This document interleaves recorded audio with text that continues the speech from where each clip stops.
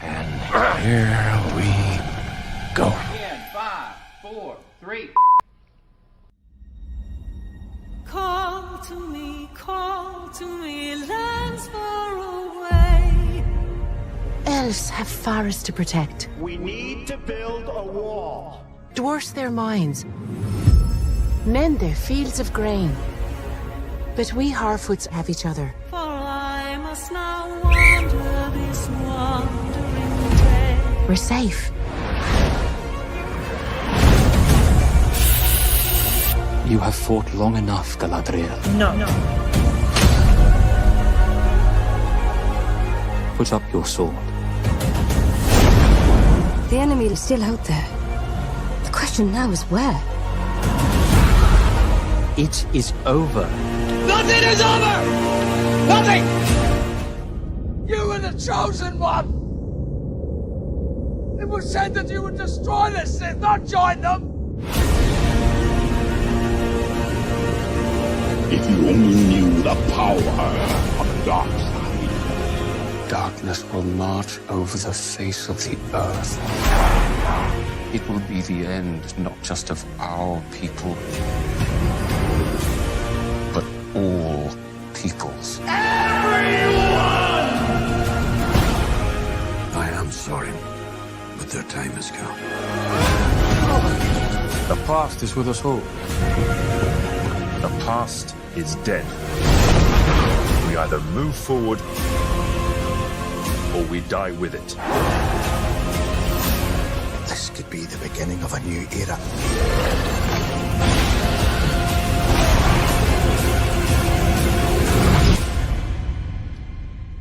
Away I must wander this wandering day.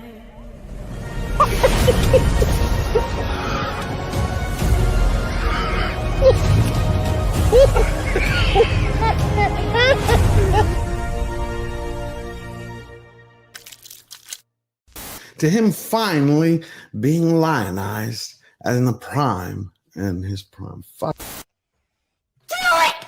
Shit. Just do it! Don't let your dreams change. Yesterday, you said tomorrow. So just do it! Make your dreams come true!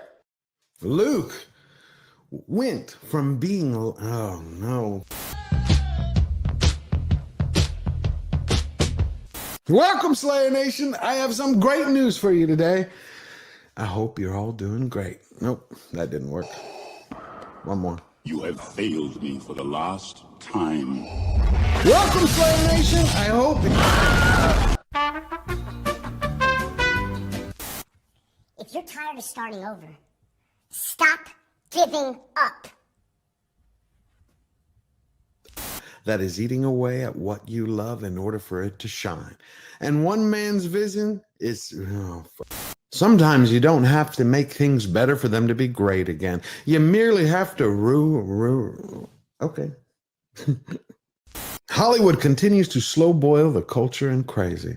Well, right now, Spider-Man actor Andrew Garfield has stepped up and he's fighting motherfucker.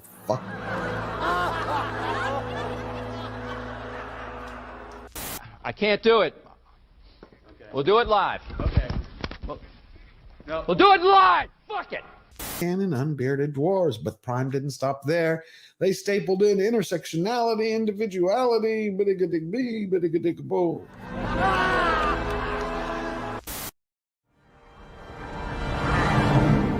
So it begins. At my signal, unleash hell.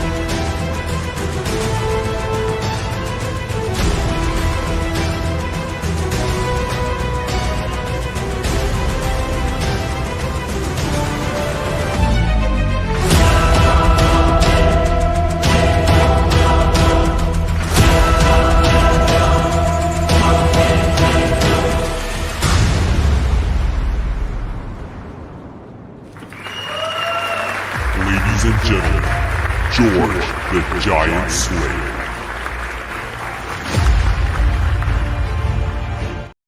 Hello, everybody. Welcome to Slayer Nation Live, and I'm your host, George Molo. How you doing? It is December 29th, 2024, in the year of our Lord, the last Sunday of the year. We got a lot to talk about. We're going to look back, but not like everybody else, best and worst of 2024. Well, we might cover that too. But we're going to look back and see everything that we enjoyed, everything that we disliked, and just say hello to everybody. Have one good last party before the end of the year. Let's see who's here. We got One Punch Man, Tolkien fan. We got Red French Moon. How you doing? D what? Jill Powers. Glad to see you too. Josh Hammond. Hail to you, my friend. Wow. And then we got Skiz Spivak. He has started the gift train. It's left the station. Skiz Spivak. Thank you. He gifted 10 George the Giant Slayer memberships right out of the gate. So go thank everybody. Go thank Skiz.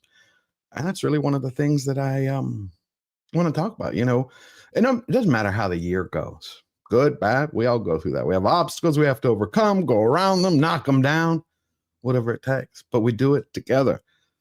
And I'm blessed because of all of y'all. I could not be more blessed than I have in any other point in my life. Each one of you, a king and queen in their own right. And you participate in such a way, each one of you has a passion, a love, something that motivates you, that guides you, or you just want to sit back and have a little bit of fun. And that's what we're going to do today. So instead of going through the intro, we're going to just bring out the panel. A great bunch of guys. Oh, we also got TGV Monster coming in. Nosferatu is great, but Dracula 1992 is still my favorite. Francis Ford Coppola's Baroque, kind of like his Grand Operatic, is still one of my favorite because Gary Oldman is one of my favorite actors and Coppola one of my favorite directors. I love it, especially Anthony Hopkins. I think one of his lines was, "This isn't about civilization, but civilization."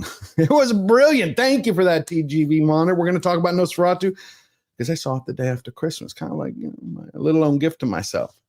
The theater was packed. But you have some movie critics, some are giving it praise. Other people are taking a delight about certain things. And we're going to talk about it. Then we got Mouse World 666. How are you doing? I just saw you on the member stream. I hope you're feeling great. It was fun. Mouse World 666 just gifted 5 Georgia Giant Slayer memberships. Go thank him. Everybody, thank him. Wow, like I said, the gift train has left the station. Let's bring them all out here. We got the Angry Badger. And we got my good friend, longtime friend. He was the very first person to take a chance on me and had me on his live stream show. Comix Division. How you doing, George? How you doing? Great to see you. Yeah, good to see you as well, man. I'm doing great. Oh, man. I have missed you, brother. I have missed you. It's been a long time. Yeah, it has been. Yeah, there's a lot to cover today. We're still waiting for Verbal to show up, and then we'll have Tom, and we also might have a couple of surprise guests pop in. Badger, how's your week been? Getting ready for the end of the year.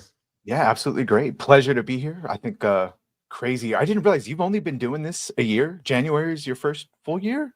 Of streaming. Next Sunday, I think we're going to do a celebration stream. 1 year stream. Yeah, I did it backwards like everything else. It's like my mom told me when I was, after I was born. I didn't walk first. Like I ran and then learned to walk. So I kind of do everything in reverse order. I started making videos first. And I'd go on other people's streams like Comics. Very first person to have me. I actually think that's how you're supposed to do it. Some people just start streaming. I don't know. I've seen a lot of people who, when they start making videos, they start streaming at the same time. But I didn't do that. I think it took me 2 years. It was 2 years till I started. Yeah, it took me a while to start streaming as well. Yeah? Oh, okay. Yeah. So it's not that unique then. Oh, well.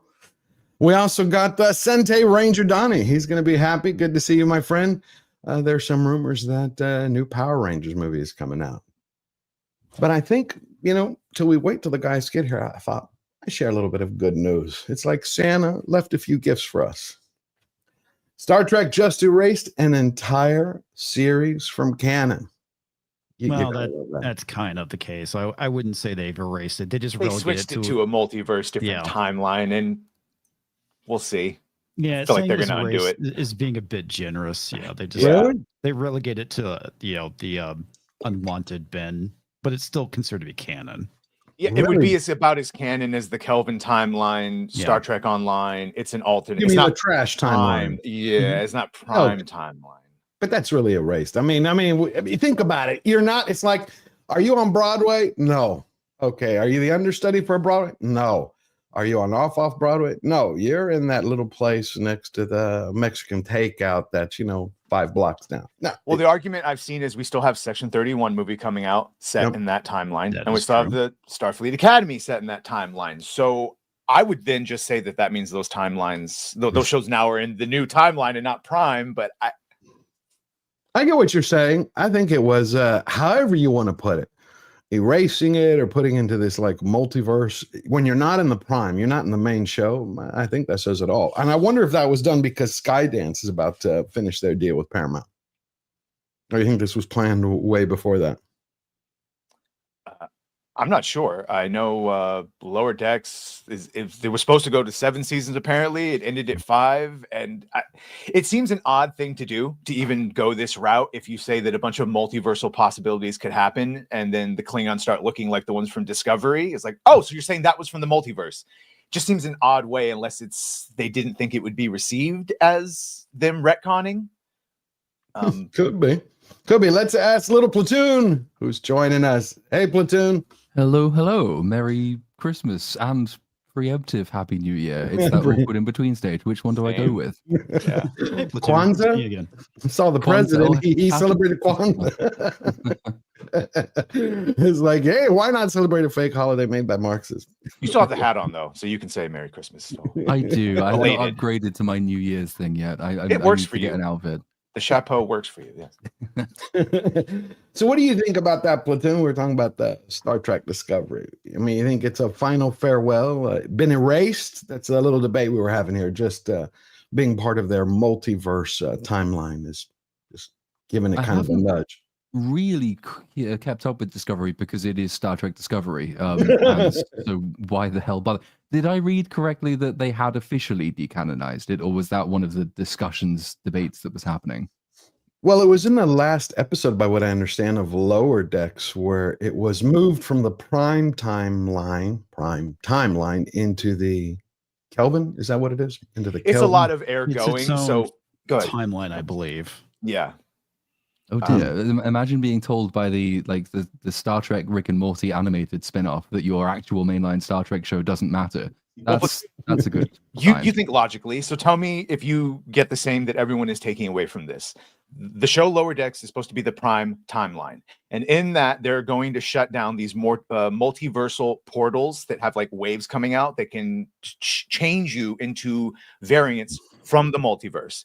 So the main Klingons that look like the Klingons we know from the prime timeline start shifting and looking like Discovery era Klingons. Ergo, vis-a-vis, concordantly, everyone is saying like, oh, look, they're confirming that it's multiverse and that those are not prime timeline Klingons. I think that's like the same way when you have an actor or an actress, they're sitting here going, yeah, we parted on happy terms. I'm just going to go do something else like make boots or sell hamburgers. I view it as being decanonized. That's how I take it. When you're not in the main show, I think you're pretty much done. And now that you have Skydance is going to finish their deal once, all the legalities and all the I's are dotted and T's are crossed. You had Kurtzman, I read, is filming the second season back-to-back of, what is it, Starfleet Academy? He's trying to squeeze in there. I was watching the video from Andre over at Midnight's Edge. It was a brilliant video, by the way. If you haven't seen it, go check it out. They released it today. And he was discussing the fact that Kurtzman is trying to get Skydance to make sure, part of his legacy continues. That Starfleet Academy with Paul Giamatti. So Starfleet Academy is part of the I'm already so confused. Is Starfleet Academy part of the prime timeline, but Star Trek Discovery now isn't because a cartoon said no? I have no idea. If you go with it, Starfleet Academy, which has actors from Discovery, that would all just be in the Discovery timeline, if that's what we're fucking calling it. So it has its own timeline. That's fine because we can close that off and theoretically, like Loki can come and destroy it with the TVA at some point. Correct. Right? So well, they did a dirty thing. Platoon is instead of closing it down at the end of Lower Decks, they stabilized them so they could just go to the multiverse whenever they want. Oh, how fun. Yeah. So Kelvin Trek, Discovery Trek, Star Trek Online Trek, and whatever the hell Prime timeline is, pre-2009 timeline. Okay. It sounds almost like a little bit Warner Brothers, the way James Gunn was like, I'm going to keep these people from the old universe, but I'm not going to keep these. I'm firing these, but you got a Batman here. It's and confusing. It's a lot of Maybe homework. I'm just too old-fashioned, but like it to me just seems like the absolute it's the anathema to good storytelling is to basically have this possibility that you will invest for 3 or 4 seasons, maybe 5 or 6 people will do that for Star Trek Discovery. And then at any given point, someone will say, oh, all of that stuff that you thought this was leading to because it's part of the same timeline. Nope, not anymore. That's a different universe timeline now. So like going forward and going into, say, something like Lower Decks or something like Starfleet Academy, even before I start watching it, I think, well, do I need to? What's the point? I mean, I don't even know where exactly this is placed or if it will continue to be placed in the consequential storyline. So do I need to watch all of this? Probably not, really. I vaguely remember people being a bit unhappy even with this 2009 Star Trek, because obviously that comes along and does kind of reset the timeline, doesn't it? You go back in time, you go through the portal, the wormhole, whatever it is, and everything changes. And so people were like, is it really, our Star Trek anymore? And I think the point at the time was no. But I can just about keep track of one of those things. But when you start doing it multiple times over, it's like the Marvel Cinematic Universe all over again. Do I even need to bother? It's just, stop it. I think the answer is at this point, nobody cares. Yeah. Nobody cares. I think that's what it says. That's why I said when you're not part of the main gig, you're gone. But when I was watching the Midnight's Edge video, I also saw that they shared that there's a big rumor going around that The only reason I might believe this, because I was going to say he's like the Kathleen Kennedy of Star Trek, and he even says like, no, I use it to push my agenda and ideology, and it's blah blah blah blah blah. He's so destroyed the brand and everyone's love for it that, much like Star Wars or Star Trek, we've all just gone back to like the OG stuff and left that to fall apart. But that said that 80%, same thing with Star Wars. No one cares about any of the new toys or any of the merchandise, and merchandise wasn't great for Star Trek to begin with. Like that wasn't the same, and now that has got dropped by 80%. Yeah, it's not the same as like Star Wars, where that was always hot for the merchandise. Yeah, but like I'm saying, so like what was already a thing, and like he ruined it even further. So that might get him ousted. But I mean, come on, you still have. I was at Target the other day. There are still Rey figures there. Rey figures from Star Wars. It's like, how many years has it been? There's Rey. And again, the correct answer is nobody cares.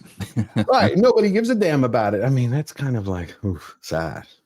I mean, those have been sitting on the shelves for about a decade at this point.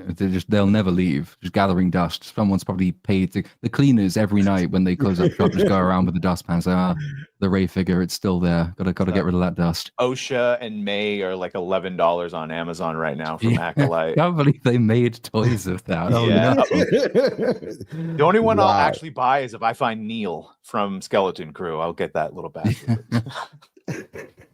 I've only watched one episode. I don't even qualify anymore. I like the show. You do? Yeah, I like the show. Okay. Well, you mean it was fun? Isn't it made for like up to 9-year-olds? Yeah. I'm a child. Okay. But so Jude Law has just enough pirate swagger, Kate Skywalker from the comics, that I enjoy it for what it is. Doesn't offend me, and it's not stepping on any lore. They did say as well, because it's supposed to be it's very plainly just by watching it, but also if you read and listen to the interviews, they very much wanted it to be an Amblin style production. And one of the sort of the design philosophies behind that is that, okay, it might be suitable for children, but it's not a kid's story. It's supposed to have just enough darkness, grit, risk, and error involved to make it enjoyable by older parents who are watching it with their kids. And actually, I've only done the one video on it, but one of the nice things I've heard in response is that lots of people are sitting down and saying, well, I watched it with my kids and they really enjoyed it. And I'm thinking, actually, that's probably a good place for Star Wars to be. It's a shame not many more people are actually watching it, because it is so much better than something like The Acolyte, which got everybody's attention. But if you're having a fun, enjoyable evening and your kids are basically enjoying it and you're thinking, this is actually safe for me to watch with my kids because it's not preaching at them, that is probably where Star Wars, if it's to be rebuilt, will start being rebuilt. Very small, quite unambitious, a little bit annoyingly unambitious, I think, at times, but still playing it very safe and basically hitting all the beats it's supposed to. So far, so good, I'd say, with that one. Well, and I like to Platoon's point, when it says like it's made for kids, it doesn't mean like dumbed down. It means, like he said, it's got the certain rules it abides by that would be tropes or whatever from those older movies. But yeah, no, it's got it's got just enough, and I can at least, God, they're at least trying. And I feel like John Watts and Christopher Ward don't hate me, and they actually like Star Wars, and that's not something I felt for quite some time. Well, I like that. I mean, if you can get the family around it, like I said, I watched the first episode. I was like, I didn't have anything negative to say about it. I was just, it wasn't for me. I was like, okay, well, cool. But people, you know, if you enjoy it, I don't rain on people's parades. Wherever you can get happiness from, it could fall apart at any moment, but I'm taking it as it is. Yeah, I've enjoyed what I've seen. Yeah, that's why I said anytime. It's like I had people who were telling me, you know, panderings of power that they love, that they'd leave in my comments. Why do you hate this so much? I'm like, because it's shit. But they're like, but I love it. I'm like, cool. I'm not going to rain on your parade. I just want to check your IQ. Did your mother drop you on your head when you were a kid? But that's all right. But like Platoon says, now that we've done this, let's build on this. Let's do this level, and we'll just go a little bit higher, and just keep going until we get an actual competent, fully for everyone product. Verbal is joining us now. Hey, Verbal. How's it going, guys? Sorry I'm late. No, it's great. How you doing? Other than dealing with Wi-Fi issues, man, pretty solid. So hopefully nothing kicks out and I can stay on stream during the whole run. Okay, so you have Wi-Fi issues. I have camera issues. You know, I'm going to do I'm going to do my first New Year's stream, like New Year's Eve. And because, you know, the running joke when my camera keeps going out, you'd have like Blitzen or Fletcher. You know how to fix that, right? What? Okay, so Beat it? I have the same issue. Yeah, beating it. You got to plug the USB in. I did. I've changed the cable 10 times. Really? Yeah. 10 times. I've done batteries. Yeah. But you have Blitzen and others are like, you know, every time that the camera goes out, I should take a drink. So I'm like, okay, New Year's Eve. He has done anything imaginable to fix that camera, short of a holiday miracle. Which, come on, gang, that's what we're doing. New Year's. That's what we're gonna. All right, George. Have you tried $90 webcam? What is it? I'm going to try another camera in the new year. Yes. Have you tried fixing with a sledgehammer? No, that will be the last thing after I attach the new one. We call it the That Gallagher. might be a very expensive fix, though. I tried like the old days, you know, when you could just hit the television and then eventually it would just work. You just percussive maintenance, yeah. Yeah. It Good times. I'm going to read a couple super chats and then we'll move on. All right. We got from Mexican Iron Man for $10, our intrepid producer, who I miss very much. Yep. Whoever told George to wait to live stream and said to make videos and grow the channel first should be fired. Fire the Mexican. That's a good idea. Fire the Mexican. The guy who's not a YouTuber, but who's still number one in our hearts. Thank you, Mexican Iron Man. And then we got Red French Moon for €2. Can I simp that Badger channel is cool? Check it. There you go, Badger. Thank you, Red. Hell yeah. He's a great guy. Yeah. And then we have Pilgrim Media for $2. Saw Wicked. I want to croc outside my skin. We're going to talk about Wicked in a second. We're going to talk about Wicked. We're going to get there. I was wondering, you know, like you reflect at the end of the year, and I wanted to look, what was life like a long time ago? And I found these videos. I'm sure some people have seen them. I found this one from 1897 in Japan. Not diverse enough. It's just little snippets of life. I thought it was pretty cool.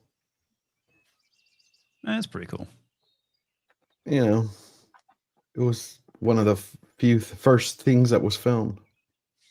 Dante, we could be out there, samurai fighting in the streets. Yeah, right. We've declined. Of course, then I also found this. How come there's not one black samurai, though? I don't know. Yeah, I was going to ask, where's all the black samurais? I feel like I was lied to. You might have been. Thomas Lockley might have not been truthful in his statements. I feel like Ubisoft lied to me. They would never do that, Dante. It's almost like the 12 journals that they were translating. Yeah. They would never do that. But I did find from 1933 this. It was one of the first filmed self-defense courses. It was taught for women.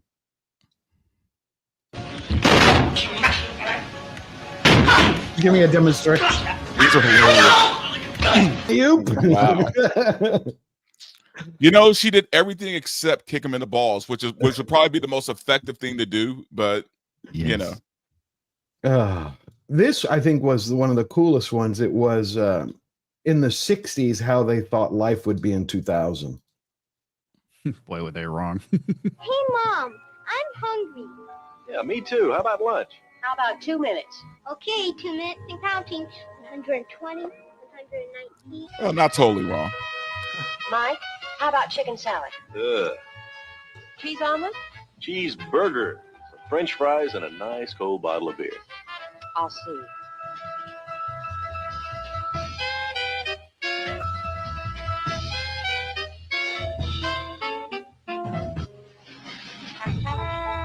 I like how there's still a trad wife in their features. The most unrealistic part about the whole thing.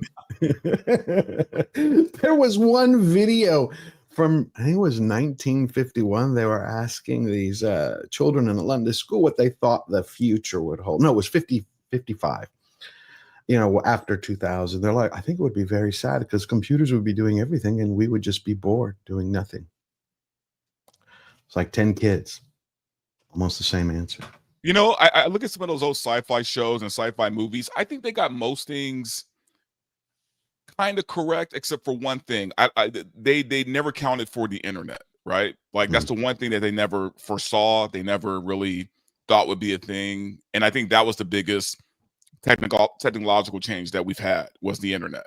Because everything else is like, yeah, it could be done, or I could see that happening. But yes and no. How do you think Starfleet's connected? Yeah, but it wasn't like the internet like we know it. It was like, you know, comms, right? No, but I mean, they're all connected to the main central. Like, it is kind of like an internet. Yeah, I mean, yeah, I guess just in the form that we know it of. I don't think they saw social media. Well, I was going to say more like cell phones, and that aspect of it is kind of more closer to it. Yeah, no way they saw social media coming. I mean, we never even had a clue of that. It's for the best because then Starfleet Academy would never have got anything done. It would have still been cat videos and anti-Semitism. So it's probably just, you know. Always, man. The fact that anyone does anything in the Star Trek universe when you essentially could just stay very healthy in your holodeck and your free shit, but yeah, no. Actually do and accomplish things. A few. Here and there.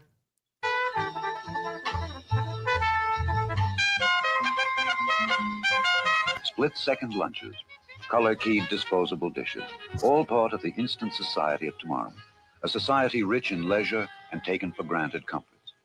At the turn of the next century, most food will be stored frozen in individual portions.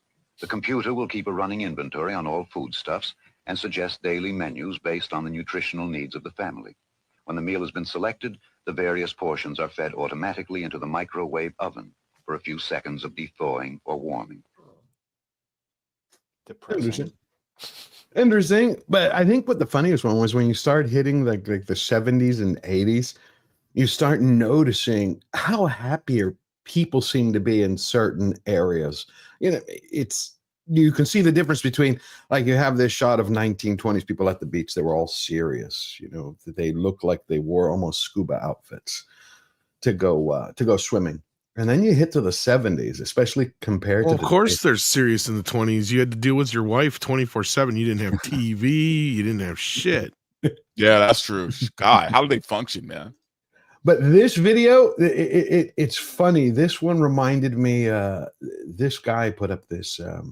Hold on. He made this video of sounds going through the 80s. He's like, does anybody recognize any of these?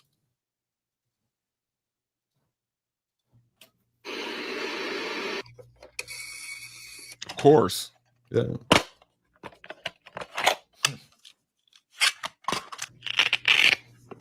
Trapper keeper. Oh my god.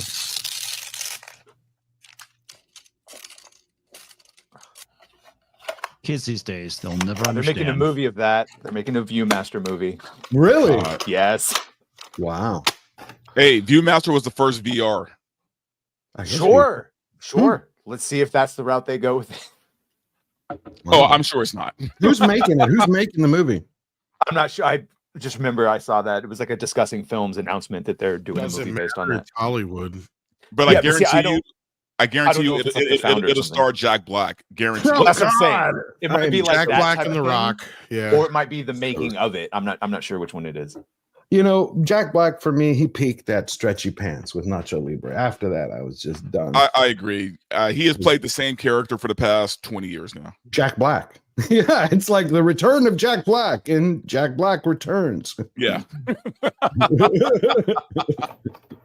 God, man, you talk about a shtick that got old real quick, man. It did. He's overdone it. I mean, the only person I find more annoying than him is Aquafina. I don't know how a studio can justify cutting a check to her. Like, how do you tell that to the board? We're gonna pay her to sing.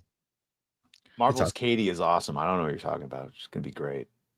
Yeah, you know what, man? I think Aquafina was kind of like the poster child for, like, you know, the new age, you know, woke Asian girl. You know, like, it was kind of like she has no talent, but, you know, she has this personality, and she can kind of use a black scent, so that kind of made her a little bit more unique. Her fame, her working in general, is one of those things I question a lot. Like, how did this happen? How did Aquafina happen? How did we let it happen? Right? I don't understand her success at all. I have no clue. I figured it was the casting couch, or she knew some skeletons. No, because she's not even good for that. I don't know.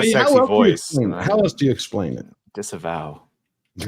I see her being too much of a nuisance for the casting couch. Could be. You know, like, you mean she's complaining? Yes. Like, I got it. She's too much of a complainer. Well, here's the last video on looking back in time. I rolled my ass out of bed. What are we talking about? We're talking about playing Star Trek. Yeah, we're going to be talking about Sony in a second. We're talking about Aquafina. Oh, well, it's Aquafina. You know, she has infected everything. Sadly. Unfortunately. I found this one. It was pretty fun. And I'm going to play it for a few seconds because it's got music. It's just noticed like all the kids were outside. Oh, yeah. Don't get struck. Nope, that was the wrong one. It was this one. It was this one. It's just showing how all the kids were taking risks. Oh, dude, we got our asses kicked back in those days, man. Yeah. Because we did dumb shit like that. It was fun. We were expected to, and not only that, we were expected to learn from it. Either we survived or we died. Yeah, we did that too because we were raised by these people. And it's like your dad was like, "All right, Timmy, go try that ramp there." Yeah, I can at least say I got to build ramps. You won't do that again, will you? Jump over my friends. Oh. You see how Timmy broke his neck there, kids? Don't do that. But they would also say, look at that. That's strength. I played the flight Well, control. like I said, if you survive, you know, then yeah. Yeah. Wow, we were really feral children, man. Hell yeah. I just don't know what happened to the next generation. We had a generation of fathers who would be like, the mother would try to stop you from sticking something in the light socket, and the dad would be like, no, he's got to learn sometime, honey. Exactly. Yeah. I had that argument this week. It was about my nephew. They're like, look, he's about to touch it. You know, he's about to touch the socket. I'm like, how is he going to learn? And they're like, no. He can shock himself. He won't do it again. Ever. Oh, yeah. It was a fun video. There are lots of great. How did I videos. not kill myself on a skateboard? You know, to be honest, though, parents not helping us out, not coming to our rescue sometimes taught us a lot of good lessons. Yeah, I learned one that a Darth Vader Halloween costume does not protect you from a hive of bees. What gave it away, George? We used to try to use for helmets and protection is hilarious. I had my mom comes inside and she was scared because like a bee was chasing me. And of course, I'm like, dum da dum. I heard to illustrate it, they literally had to make a series of TV commercials saying it's 10 o'clock. Do you know where your children are? No. Yeah. Because people used to be gone. Always until it was time. But so she ran inside the house. I was 6 years old. I went and grabbed my Darth Vader Halloween costume and that phony lightsaber. She's like, where are you going? I'm going to protect you. Went outside. You had the hive. Was just hanging there low in the tree. And I'm like, die, vermin. I hit it. Yep. And all of a sudden, it's like, boom. All of a sudden, George is Macaulay Culkin from My Girl. Pretty much. It was... That's what I'm talking about. Like, okay, this is an actual conversation that needs to be had here. Did you guys see the shit they cut out of fucking It's a Wonderful Life? Oh, like yeah. for people to be triggered. Like I said, wait till these motherfuckers see My Girl for the first time. Yeah. Wait, what did they cut out? Oh, I'll they have cut it right out here. the scene where George goes to the cemetery to see that his brother died because he wasn't there to save him. Yep. Here it is. I talked That's about all it that on the was. Christmas stream. Hold on one second. Yeah, it was disgusting. This is the scene they cut out, which is a key scene. Without it, it doesn't really make sense. Oh, I've got to earn them. And you'll help me, won't you? Sure. How? By letting me help you. One way you can help me. You don't happen to have $8,000 on you. What the fuck? They cut out the scene because they were saying it deals with it was a few seconds before that. It deals with the fact that he tried to off himself. And so they say that they didn't want to push that message about self-deletion. I thought the cemetery scene was the scene that got cut. So they cut that out too? I guess they also did the cemetery. What happened to us, man? We become a nation of pussies, man. Like what We used happened? to be Like, a real society. What happened to the days of John Rambo and shit like that, man? I just Carlin was talking about the masculinity. pussification of the American male for quite some time. Yeah. Yeah. You know what's sad is we probably think he was a pussy now too if he was still alive, because a lot of the shit he Probably. believed in was Yeah. pretty Yeah, but what- liberal lefty shit. Yeah, but why do you think though shows like Tulsa King and Reach are doing so well? Because they're bringing us back to kind of, it's not the old days, it's the way men are, or a version of them, where they're sitting here tough, strong, silent, crack a joke, take care of something, go forward, you risk. I mean, it's everything we grew up on. you know who else misses real men? Women. Indeed. Women miss real men. Oh, we were talking about this last night on Flashcast a little bit too. It's like, yeah, there's an epidemic problem right now, and there was this video where a woman pretended to be a man on a dating app, and she quickly realized the big difference between men and women. And yeah. And I reminded Flash of the old Chris Rock skit where he talked about it's easy for women to turn down sex. It's like you're offered sex at least 3 times a week. Hell, you're offered dick 3 times a day. Seriously, man, look at a woman's inbox any given time, and she probably has like 50 messages, right? And half of those are dick pics. Okay, because we're strange creatures. If you're going to talk about the difference between men and women, I think I shared this a couple of weeks ago. Before you go too far, share this on screen. No, this is what's wrong: is we don't have toys like this anymore. This is what's wrong with society. Stretch arms. Oh my God! I had the Rambo play set at 5 fucking years old. I had a headband. I had a fucking knife. I had a fucking gun. Did you go out in the forest? Did you go out in the back and go hunting? Fuck yes! I killed all sorts of shit. And I had my BB gun. I blew up my share of Russians. Oh God, you're bringing back memories. Me and Mark, we used to. Whoa, me and Mark, we used to play cowboys and Indians with BB guns. We shoot at each other. Oh yeah. Yeah, I remember the kids in my neighborhood having BB gun fights. What was it, comment? I said I remember the kids in my neighborhood having BB gun fights. Oh yeah, it was. And nobody lost an eye. No, nobody lost an eye. Surprise, surprise. Maybe one or two. Here and there, but hey, you can live without it. It's the same thing when I asked my mom, why didn't she warn me when I went out? She's like, how else are you going to learn? I'm like, yeah, let me go out there and I hit the bees. They all chase me. She's like, you won't do that again, will you? I'm like, oh. See, we used to learn lessons. Yep. A long time like ago. even in our cartoons, like remember at the end of G.I. Joe, now you know, and knowing it's happening. They had to have those. Like we used to learn lessons. Yeah, we did. But I thought this was a funny video about the difference between men and women. Oh my God, girls, guess what? Oh my God, you got a haircut!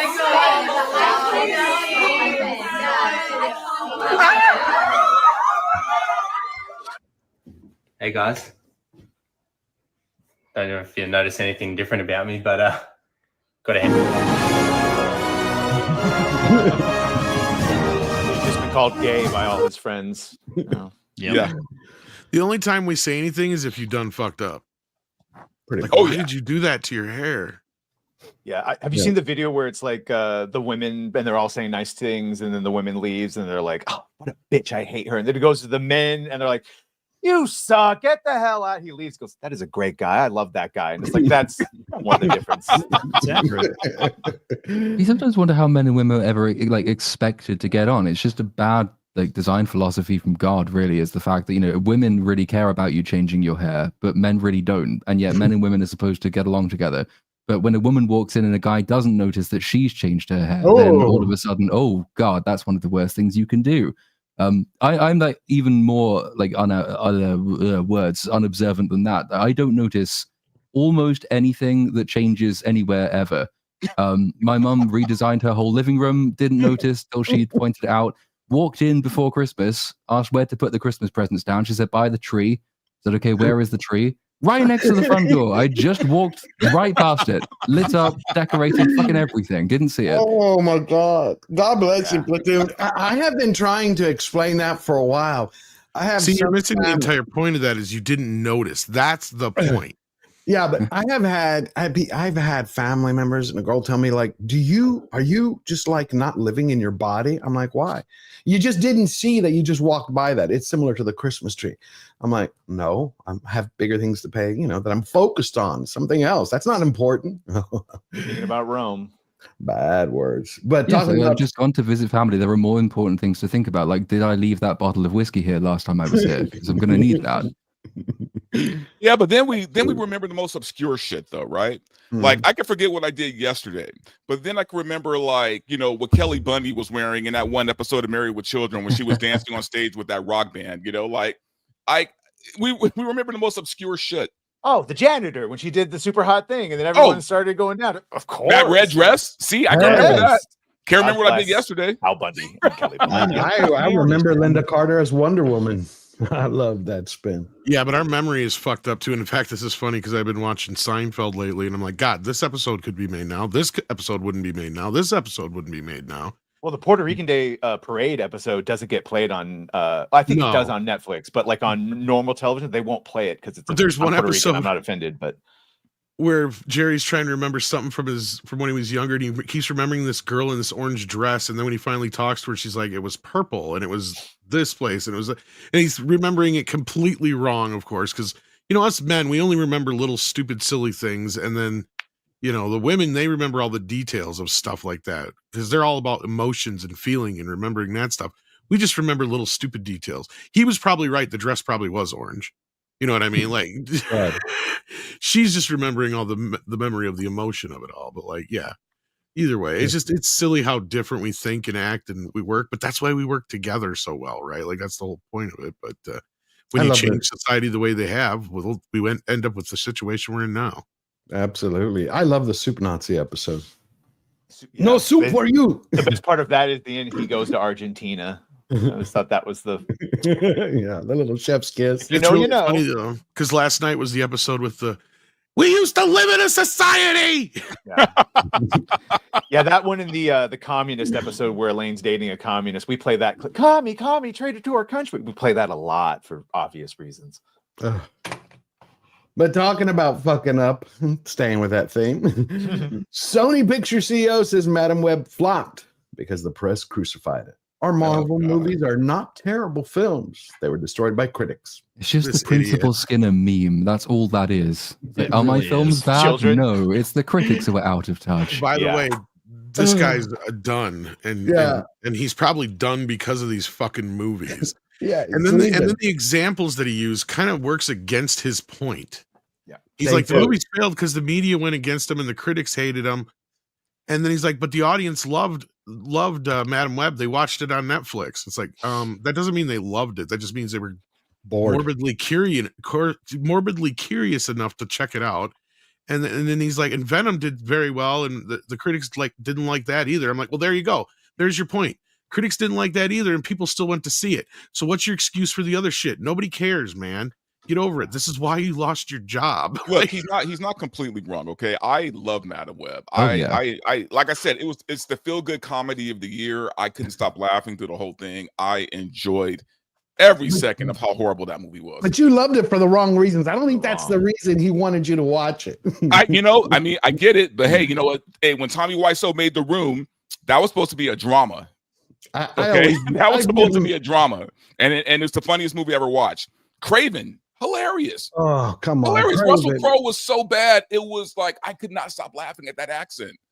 I still think it was a worse accent in Craven because I finally saw. I think it was a worse accent than what he did in Thor: Love and Thunder. Trying to play it's so bad. A French accent. To me, it sounded French. It didn't sound Greek when he played Zeus. It was horrible.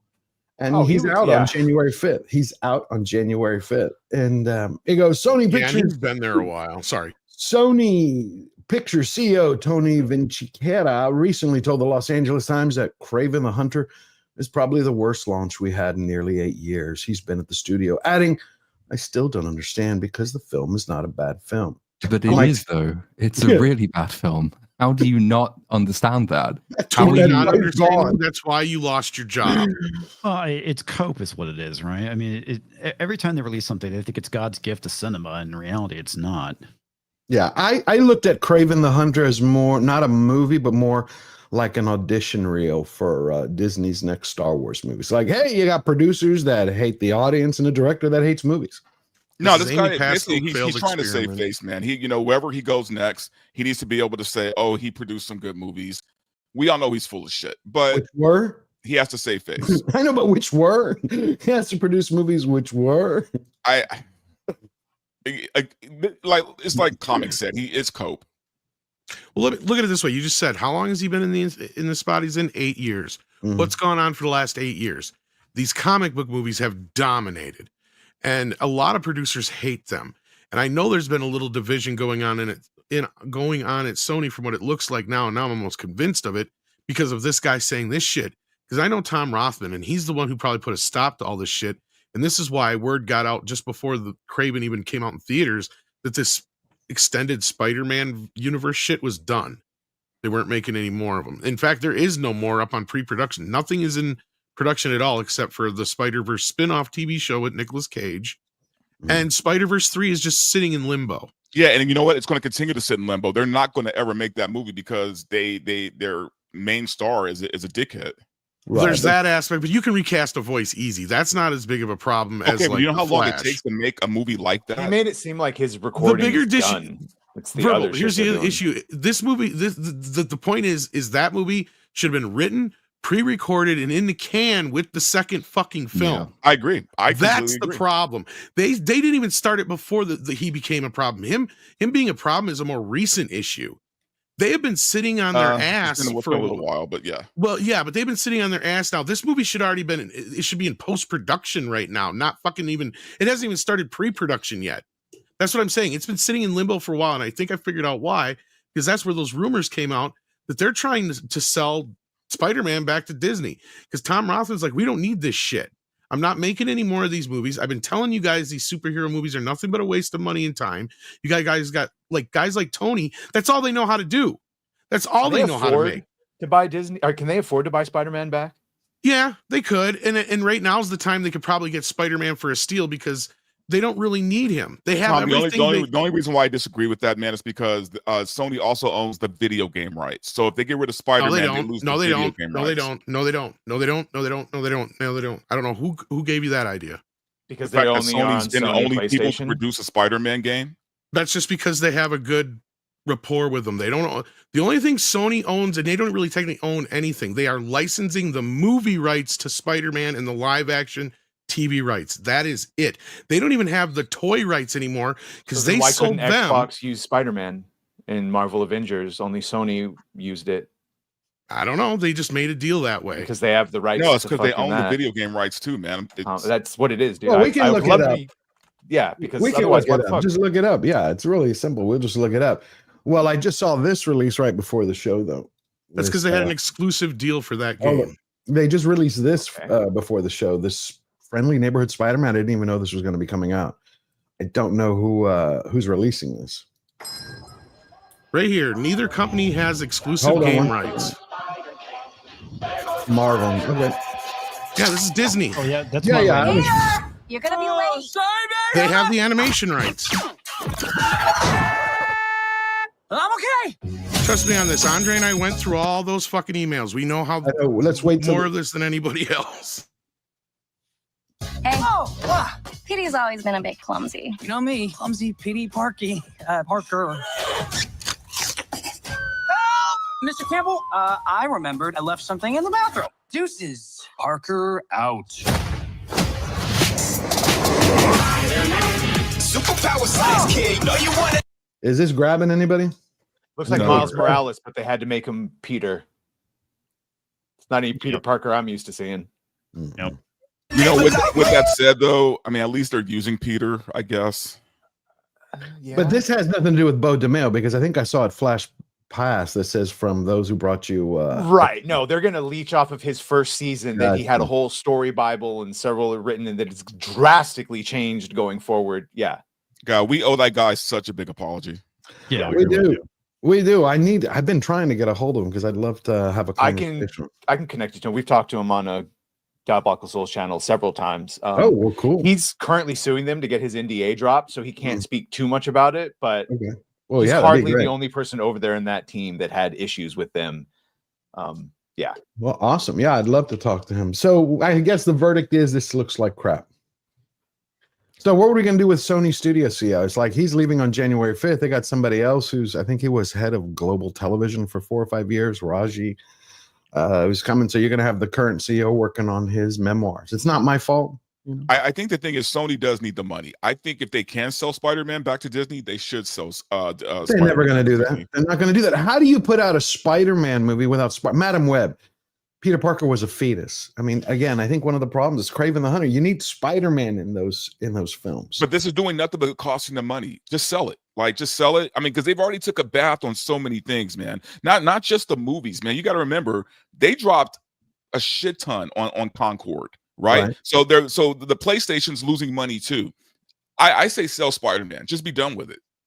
That was a question actually I was going to ask Tom, because there was that quote that came out a couple of weeks ago, which was very funny when they said, some like unnamed but quoted Sony exec says, yeah, we did have the ability to use Spider-Man in these movies, but we thought that the audience wouldn't accept it, as though that was the problem with Madam Web, is that, you know, they had to shield it from Spider-Man's nefarious influence. Is that, I was wondering whether that was true or not. It's complicated. See, that's the thing. This is Amy Pascal's failed experiment. What she wanted to do, she never wanted to work with Marvel in the first place. That was the head honchos over at Sony going, we need to reinvigorate Spider-Man. Because the Amazing Spider-Man movies did not work. They made less, because each one made less money than the other Spider-Man movies did. Yeah. So then they had this opportunity to do this deal with Marvel, and they passed it up once before. So then it came back around again because Feige kept bugging them, and this is a story that Feige come out and confirmed too. And this is the story where when he come into her office and offered the deal, she threw a fucking sandwich at him, and she admitted to this. She's a fucking psycho crazy bitch, and her whole plan was, okay, fine, we'll work with Marvel, we'll let them have them for 2 or 3 movies, meaning 2 Spider-Man movies and a couple Avenger films, and then we'll yank him out of that universe and put him in ours. So that's why the way the license is set up, they can't use Mary Jane. They have MJ.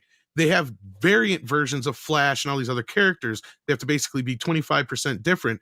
So Sony can use whatever characters they want when they're done with Tom Holland. But the thing is then when they switch it over, it'll be like the Star Trek crap, which you guys were talking about earlier, which I don't even want to get into right now again. But to where, yes, they could use the character, but they'd have to put these other characters in moratorium for 4 years and couldn't use them. So that's why they forced Sony to do variants on the characters and not the actual characters. So when they would pull Spider-Man out, he'd be a completely different character. And the only other reason I can see why they wouldn't want Spider-Man in Venom, Kraven, and all these other movies is because if they do have him in there, then that means Kevin Feige and Marvel have more say and sway over it. That's my hunch. Because otherwise, why fucking wouldn't you? That makes absolutely no sense. They have to pick a Spider-Man. Some people want Toby. Some people want Andrew. I guess no one likes Tom. It's going to be Tom Holland no matter what. Pick one. And actually, he's my favorite Spider-Man. So not nobody doesn't like him, but he's made more money than any of them. So the point yeah, but why not make it? Why not make it like a multiverse? Why not have Sony bring in Garfield? Because then Sony would have to probably pay. That's what I'm saying. They can't use. My understanding is they probably can't use Spider-Man now because of their licensing back deal because they license. This is the thing people need to understand. Sony doesn't own shit. They don't own Spider-Man. They don't own the characters. They don't have the video game rights. All they have is the license for the movies and live action TV shows. That's why all of a sudden that Nicolas Cage show went from being an animated show to a live action show, because they actually went back and looked at their license agreement and realized, oh shit, we can't make animated shows. Disney owns those rights through Marvel. Fuck. So that's what happened there. And that's why the Gwen show just kind of up and dis-a-fucking-peared. And they're realizing that they're kind of stuck in all these weird rights wranglings now. And as Verbal pointed out, there's no real reason for Disney to fucking buy him right now. They have everything they fucking need from Spider-Man without having to buy him. And as long as he's in a movie, they are a part of it and they make money off it because they control Spider-Man in the MCU. That's the thing. And so Amy wanted control over these movies over here. So then when they were done with that deal, she'd yank them out, put them over here. The audience would think that it's still Marvel movies. See, they think the audience is stupid enough not to realize there's a fucking difference. Well, they are. In some cases, they are. Yeah. And it doesn't matter, though, because this has been nothing but a failed experiment, because as you guys pointed out, nobody gives a shit about these characters unless fucking Spider-Man's in them anyway. Yeah, but who yet cares about Craven?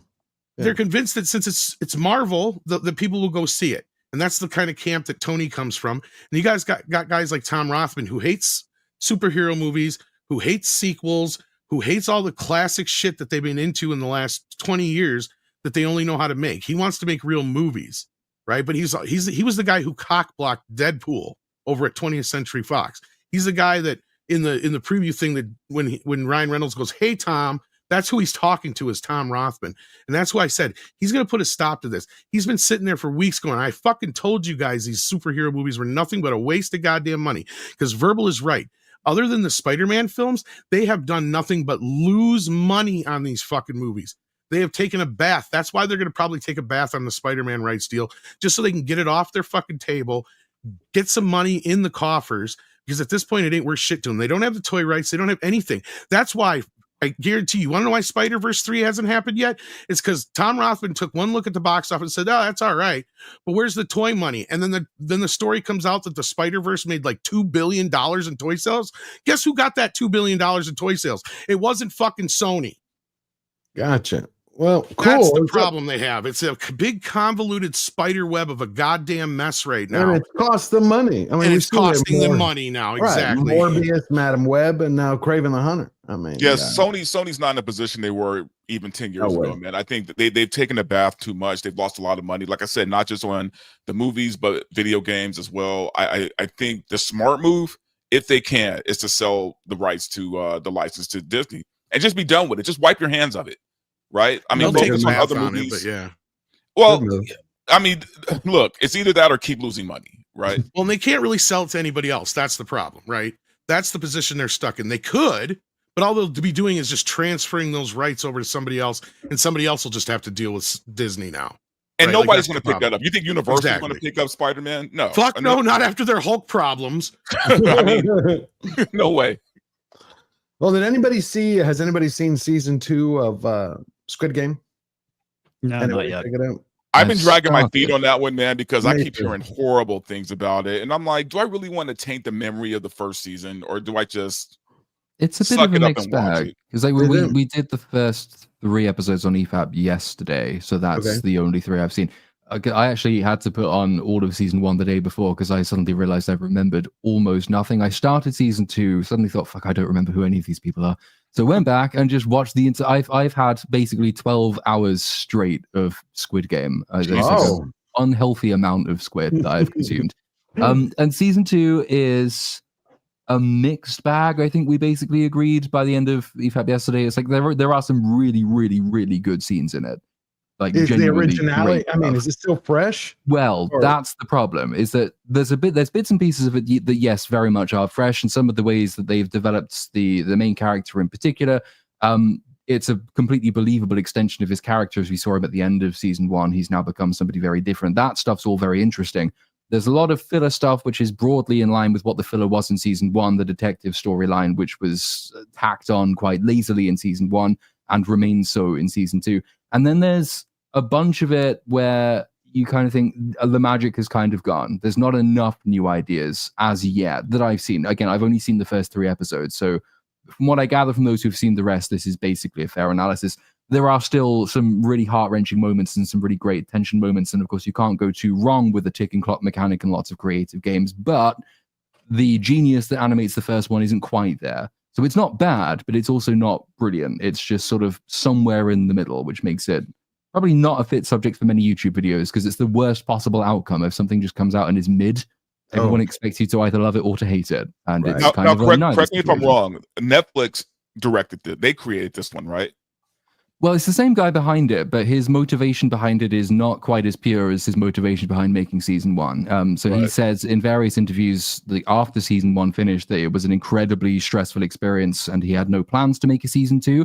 He lost teeth, I think 6 teeth, because of stress during making season one. Crap. So it was an unpleasant experience. Then over time, he decided that actually, though it was one of the most successful things Netflix has ever done, he wasn't really paid very much money for it. And so he actually said before season 2 came out that season 2 was a way of making sure he was fairly compensated for the success of season 1, which is already not the best motivation, because that's not, I want to tell a really brilliant extension of a really good story. It was, I have my own financial reasons for wanting to do this again.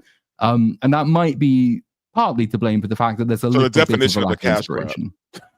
Kind of. I mean, it's more creative. It is more creative and imaginative than a mere cash grab. It does a lot of really good stuff. It's just that, from my position at the moment, from what I've seen, it doesn't do enough that's new and good that makes me think we really needed this as an extension. Seems also, like it was going to happen no matter what. Yeah, but it's also the other thing to bear in mind. This is only the first half, really, of this season. Because season 2 has basically been split. There are only, I think, 7 episodes in season 2, and it ends on a very obvious mid-season break, and then season 3, which will be the climactic 7 episodes, will release next year. It's not structured, I don't think, to release in that way. I think you can tell that it has been split after the fact, but that is what they've done, probably again for cash grab reasons. So yeah, not quite as good as season 1, but there are still things worth seeing in it. That's a damn Are you shame. compelled? Are like after watching the 3 episodes, the last one, are you like, I need to see the rest, or I want to see the rest? Like which? I mean, I'm intrigued enough. It's grabbed me enough to make me think. It's something to watch if there's nothing else. It's kind of a skeleton crew in that situation. I'm not massively invested, but I don't mind it too much, and I'm kind of interested in where the story's going to go. You're gonna have to watch it all again before the 3rd part. Yeah, probably more Squid Game, even more of it. It's just, it's. How would you compare it to Arcane season 2? Does it have that same feel? I didn't mean, like leagues above. Leagues. I mean, Arcane season 2 is one of the most disappointing things I've ever had to watch. But I will say that I don't think Arcane season 2 was a cash grab. I think what happened was, and because I rewatched that whole season again, because I was like, this couldn't be what I thought it was the first time I watched it. I still don't hate it. I still don't hate season 2.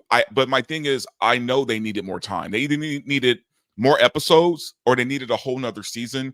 There was just a lot of things that needed to be fleshed out that didn't get fleshed out. I felt like that season 2 should have been broken up into actually 3 seasons. Yes, it should have been easily. I didn't hate it. I was very much disappointed by it, and at times I found it to be rather confusing. I didn't hate it. I was disappointed because I did not see one squid playing backgammon, checkers, anything. Not one squid playing one game.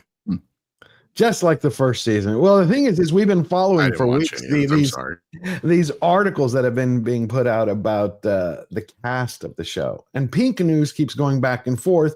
They have one week where they're like, any actor should be able to play any role. That was an article they put out 3 weeks ago. Then they were like, trans actors should be able to play any role. Then they're like, no, actors who aren't trans can't play trans roles. Really? Because Hollywood would disagree with that. They have a long history of straight actors playing gender swapped roles. This is the height of retardation. Ian McKellen said it. Playing straight people for that matter. Let everyone play. That's what acting is. Otherwise, I only want murderers to be hired as murderers, and so on and so forth. Guess what, guys? Robert Englund is not a dream demon who kills children. Liar. He haunts the fucking dreams. Yeah, Tom, I'm gonna disagree on that one.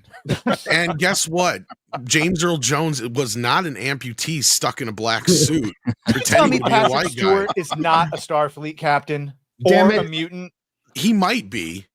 My You're bad. not. Are you telling me Hugh Jackman is not the? Oh my God, guys, you're blowing my mind. You're rocking my world. I don't can't believe this is real. understand. Oh, speaking of rocking, Rocky, not a boxer. What? Oh, don't tell, Not really don't tell a boxer. What Stallone is that. wrong He'll with get very you? offended.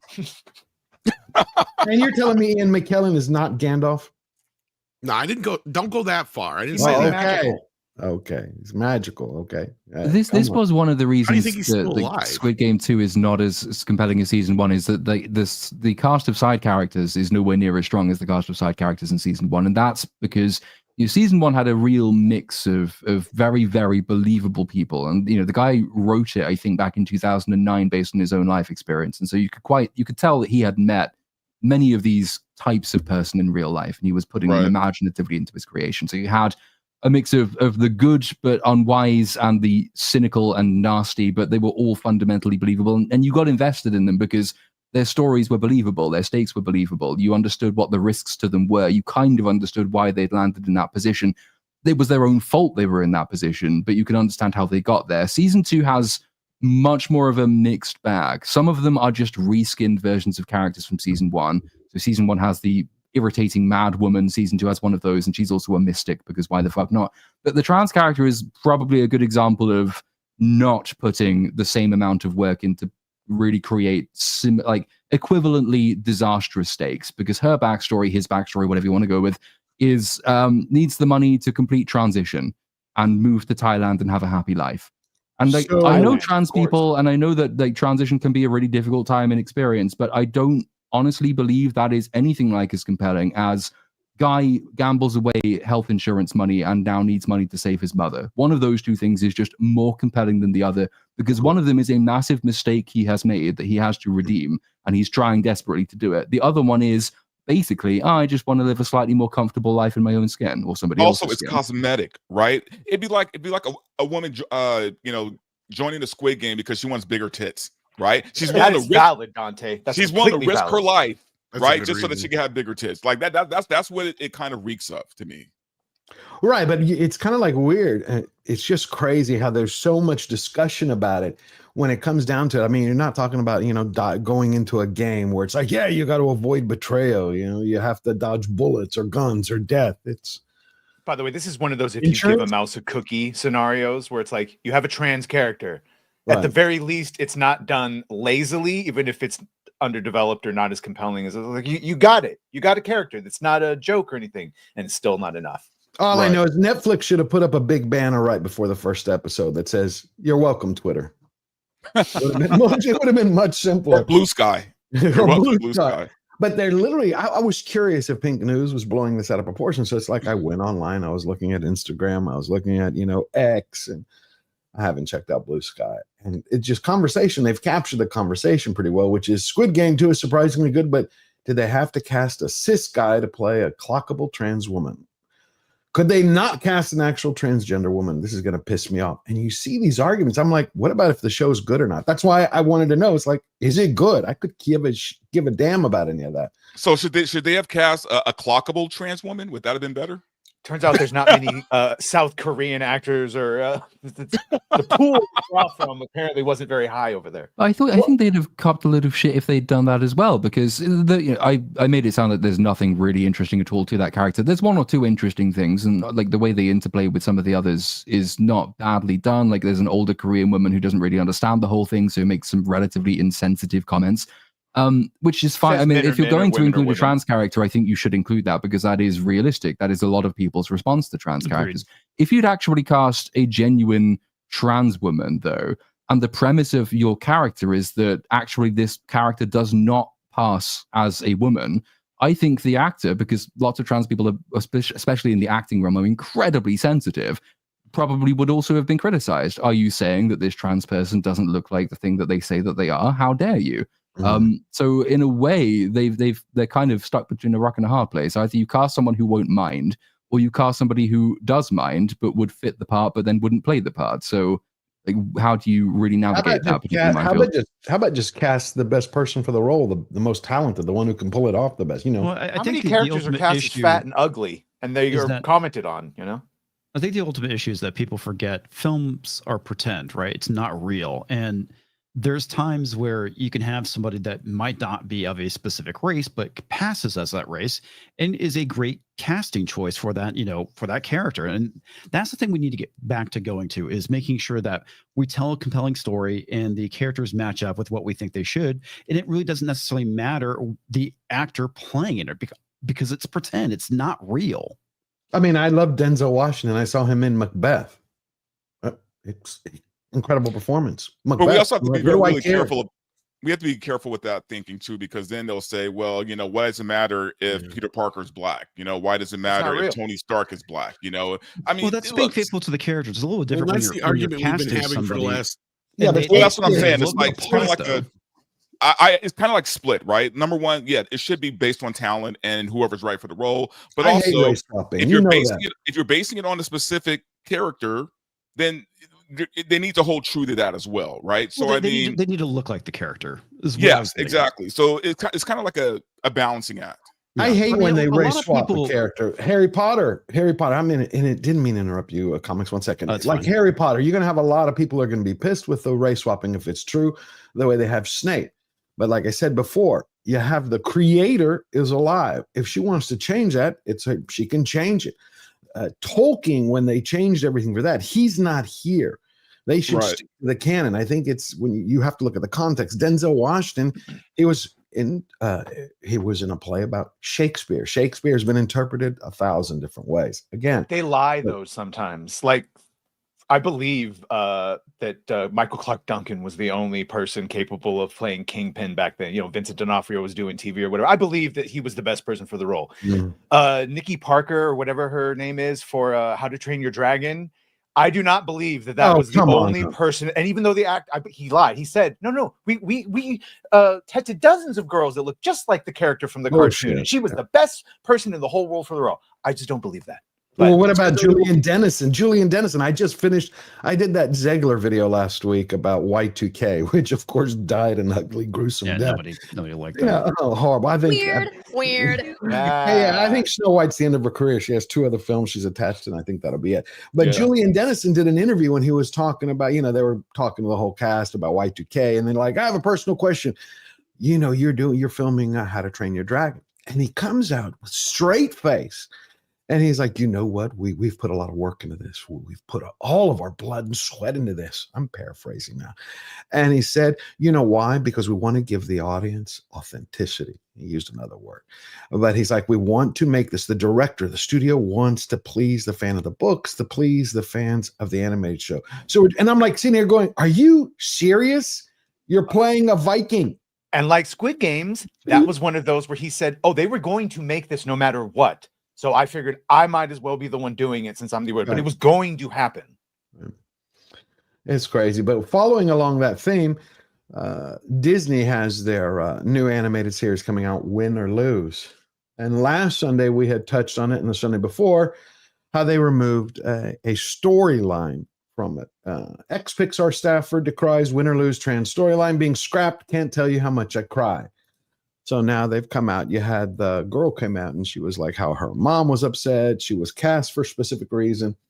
It says some of the creatives who helped shape the transgender storyline for the Pixar series Win or Lose are mourning its loss after The Hollywood Reporter broke the news last week that the character at its center will now be portrayed as cisgender. By the way, they were 14 when that actor, whatever, was cast. No, it was peculiar.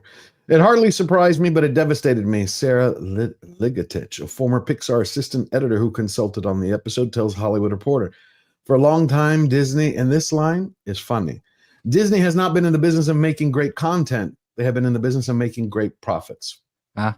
I was like, what? No, I was like, let it sink in. Let it sink in. I'm like, wait, did I hear that right? Yeah. Disney has not been in the business of making great content. I see right there, you can understand the person's mentality. It's supposed to be entertainment, story, content. No, they've been in the business of making great profits. Even as far back as 2 years ago, when I was at Pixar, we had a meeting with then CEO Bob Chapek. And they were clear with us that they see animation as a conservative medium. That makes no sense. By the way, that's one of the things I asked Bo. Was like, how the hell did you get hired? If like you're this fan and source material, they discredited animation is the answer. They agreed to his 4-season story Bible. They agreed to all his things. And then he actually did it, and they realized it's not something to ignore. And that's when all the changes started to come. And anyway, but you get the idea is they, for a time, were ignoring animation. So to hear them say they think it's conservative is pretty fun. I wish I want to speak to Bo DeMaio myself just so I can apologize to the man, because I swear same thing. He gave us some of the best X-Men we've had in God. Remember, both of us before it came out, Verbal and I were like, "This is going to be shit." That's why I want to talk to him. I want to. I was like, I just want to see him so I can say, I fucking knew it. It was the start of taking things at its best interpretation. Like I jokingly joked about, maybe a gay black man would know what it's like to write a mutant and be alienated and want blah blah blah blah blah. That is, and he's adopted. That is exactly what it was. It was exactly what it was. But not only that, man. I mean, look. Here's the thing. Not only was it a good show, man. He gave us like some of the best deep pulls of X-Men that I don't think we'll ever get again. Likeable. He makes Cyclops a leader. Well, the best thing about it is he actually proved the point we've all made time and time again. You can be woke, and as long as you're a fan and understand what makes these things work, it can still work. And I brought this up before. Unfortunately, Bryan Singer's the one who did it, but that's how he made X-Men work for the same goddamn reason Bo DeMaio did. And this is what I noticed in the interviews and the things that were coming out and everything that was happening surrounding the situation before he got fired and all that shit, was that just because the guy was gay and black, that's why he got hired. But that's not why he wanted the job. He wanted the job because he was a fucking fan. Yeah. And to be fair, he didn't get hired because of that. That might have helped him. He got hired because while working on a couple other projects, Brad Winterbaum, he would have a lot of conversations with him. And Brad knew how much of like an actual fanboy he was. So he did bring that up, but he even also said that in that one interview that they hired him because they wanted him to bring the black gay perspective to the X-Men. Yeah. And they asked him to do a bunch of ghetto shit and have like Jubilee make like gang signs. Exactly. And they hired him. So they had that fucking pass to be able to do that. That's what they wanted. See, but Bo was like Bryan Singer back in the day, because Bryan wasn't a fan of X-Men, but he was a fan of sci-fi and in general. But he took one look at X-Men and he goes, "Oh, I can relate to this as a gay/bi teenager. I get this." That's what he brought to the table. He didn't try to push his narrative into it or his politics. He just understood it from that perspective and used that as his way to get into X-Men. As to where Bo is on the other end of that. He got hired because of that shit. He just happened to be a fucking fan, so the show actually come out decent. That's what we had here. Well, I think the thing is, whenever you're kind of an outcast, anybody who relates to being an outcast, right? Exactly. That's the point. Yeah. And that's what Bryan figured out, and that's You got a fan. You got a fan, Tom. You got a fan. Mexican Iron Man for $5. I want to recognize Tom because he said it early first. That's the X-Men DeMaio guy was trying to do good and got fired for it. Thank you, Mexican Iron Man. Yeah, so it's basically I said if we don't see any dick pics before too long or some nasty messages, that's exactly what happened. Cool. Yeah, it was battling of making sure that the agreed upon story Bible was enacted, and once they were done with the second one or the first one, and they started talking about the second one and further butchering it, and then Bo brought up something that happened on the Blade set, and that's when it was the straw that broke the camel's back. Wow. Can't wait to let me read some of these super chats, then we'll get back to it.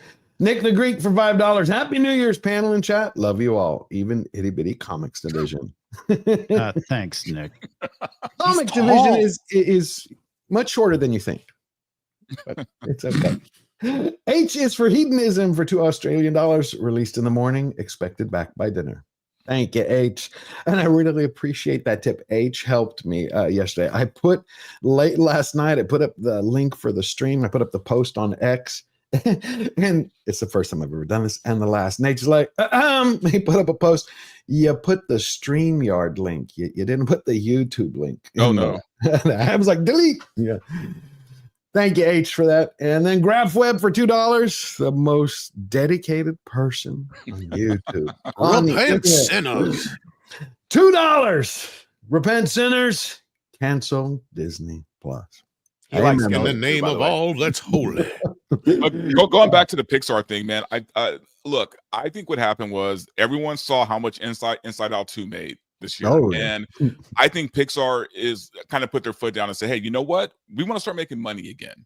You know what I mean? We're gonna start making money again. So we're gonna cut any of this garbage out that doesn't need to be there, like they did with Inside Out too. Because remember, they cut the because gay they had a storyline that surprise. they were going to go with. They had the surprise. Yeah, the end of Inside Out was left open with a hook, and that's what they came back and started having that civil war in the studio. But here's where it explained it. Oh, where the hell? There you go. Oh, the Civil War has been going on for a long time. Right. But it says right here, that was the statement that Disney put out. It was many parents would prefer to discuss certain subjects with their children on their own terms and timeline. Yes. And that's a very reasonable thing to say. Okay. But here we go again, a couple of anonymous sources from Pixar. The episode in its final form was so beautiful and beautifully illustrated some of the experiences of being trans, and it was literally going to save lives by showing those who feel always say that. Always save lives. I didn't know movie. Does this remind you of Eternals? Where Eternals? You remember the red carpet? They did red carpet these press junkies. They were at these red carpet premieres. And I remember they were like, this movie is going to save lives. It's going to save the planet. It will. Oh, they never answered that, but they're like, it's so enlightening. The diversity, the way we all come together, it will save humanity. I have dozens of those clips. It was one of my first movie reviews. It's because they're quasi-religious preachers. Like, these are not artists. These are very religious people who have bought into a whole set of like myths, and they recite these incantations like, you know, trans suicidality rates, which have no bearing in the facts at all. But because everybody else in their group says it, they carry on as though it's true. And that's what allows them to say, oh yeah, this storyline would have saved lives. Because the assumption they're baking in is that there's this epidemic of trans suicide amongst young children, which there isn't. It just doesn't exist. Sorry, look at the facts. Also, there's no trans children either. I'm just going to say that. Well, yeah. I mean, that's the other thing, and I think that's what they've probably interpreted when there was the quote about Chapek saying that animation is a conservative medium. I mean, that's an insane statement, so I can believe that Chapek would have said it, but I don't suspect he did. I think that's how they interpreted him saying, we don't want to like inject massive amounts of politics, overt politicking into effectively children's entertainment. I mean, this is Disney. Disney has not been shy about doing that. They have done it a lot. But there are lines that even Disney hasn't crossed, even in the last sort of 5 to 10 years when they've been pushing it. This is the second course correction too. Did you see Moon Girl and Devil Dinosaur? They took a trans they did that storyline out of that one too. So even though Bob says we're staying out of politics, but then they do a bunch of like, because they don't consider it politics, just the right side of history. It does actually seem like some of them are outright course correcting and staying out of the hot takey gender identity politics. And this does have to be before the election too, and that's what I keep reminding people is. You may feel like some of this might be because of the swing in the country in the election. No. Some of this stuff was already happening before that. Yeah, but the Inside Out 2 stuff. Scale. Yeah, the Inside Out 2 stuff. This stuff with this show was happening before that came down. It's just now that this happened, we're going to see a lot more of it, and it's going to expedite it because we've all been talking about this for a while. Script Doctor even predicted that 2024 was where we would start to see a change because he was starting to hear rumblings of things. We were starting to hear rumblings of things. We've been talking about the Civil War and even been made fun of for saying there was a civil war going on at Lucasfilm and Disney for years, and people wouldn't listen to us, you know, and that's why I get so frustrated because it's like, I've been telling people this shit for years and nobody listens to us. And then finally it happens and it's like, okay, kind of like, you know, whatever. But Tom, I will say this. I agree with you, but I will say, I think the election, I don't think it's typical the way Disney did it. They may have made these decisions, which I believe you, they've made them before the election, but many times, how many times have we seen it where they just let something just disappear? They don't talk about it window. Anymore. It's giving people outward permission to say what they were wanting to say. That's the difference now. They're coming out and saying, look, we did it, because they're saying we want your money back. Look what we did. It's going to be faster. The reason why this has been going on for so long, though, is because Disney has been bleeding money for a very long time, right? They consider Lucasfilm a loss. It's a loss. They're not going to make money off of Lucasfilm. They know that. So they got to make that money up in their other departments, which are MCU and Pixar. And that's why you're seeing the changes now in both of those departments, because they got to start making money because they know they're going to lose money with Lucasfilm. What does Kathy have? I seriously don't understand what she has. She's got pictures of Bob Iger in a ball gag. Has to. Does it make any sense that you would continue She knows to where let all the someone... bodies are buried now. Told you. I don't know any other explanation of Bob for it. Iger in a ball gag. There's no other way. No Yeah, other way. she has tapes. But I found the clip because I had to share it. I found the clip. It was from my second movie review. Just because you have to hear it to believe it. And he's a good actor This too. universe is the diversity and the inclusion. Up to see this. Oh. My God, like I wish. And so, can you imagine how many lives this is going to be saving? Oh, shut up.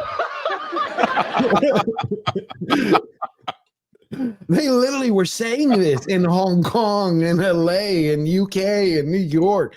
They're like, it's going to save. Eternals is going to save the world. And I'm like, what drugs are they on?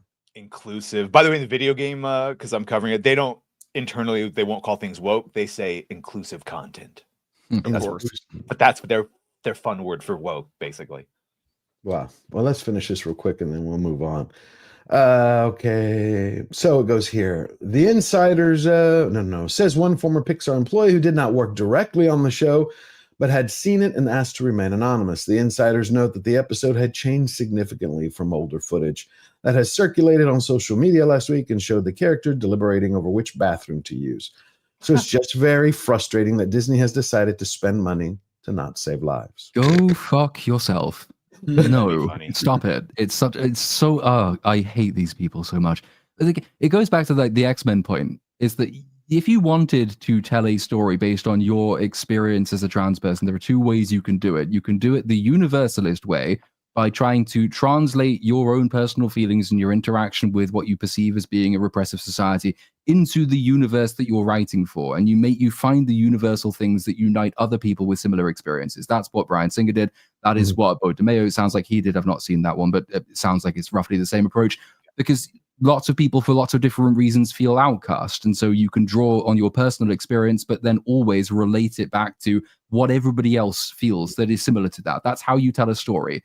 And it makes it universal. And because it's universal, lots of people like it and watch it. Or you can go hyper specific and you can say, well, Bobby in the X-Men, though he actually is gay. It's not like an allegory. It's just literally that. So his coming out scene is just him saying, oh, yeah, I can shoot ice out of my hands. Also, mum and dad, I am gay. And immediately you will lose about 75% of the audience who likes that movie, because that's not a universally relatable position. Tell a good story based on your experiences and you can get your points across. All the time. You'd get a beautiful episode that you could relate probably to a bunch of different things. Like, yeah, you used to do it all the time. Istophobos is coming in and hitting the nail on the head. For $2, to be frank, Faces of Death probably did save my life. Driver's ed. Or the internet. Thank you, Istophobos. Plus, we also that was have pre-internet. That was to be on. And then we have Tender Warrior 68 gifted 5 Georgia Giant Slayer memberships. Thank you, Tender Warrior. Everybody, please go and thank Tender Warrior. Incredible. We're starting out not even the new one. Already hot. Thank you. Thank you, my friend. Okay, so now we're going to move on to did anybody see Nosferatu? Yes. I love it. I have. I think I'm in the minority.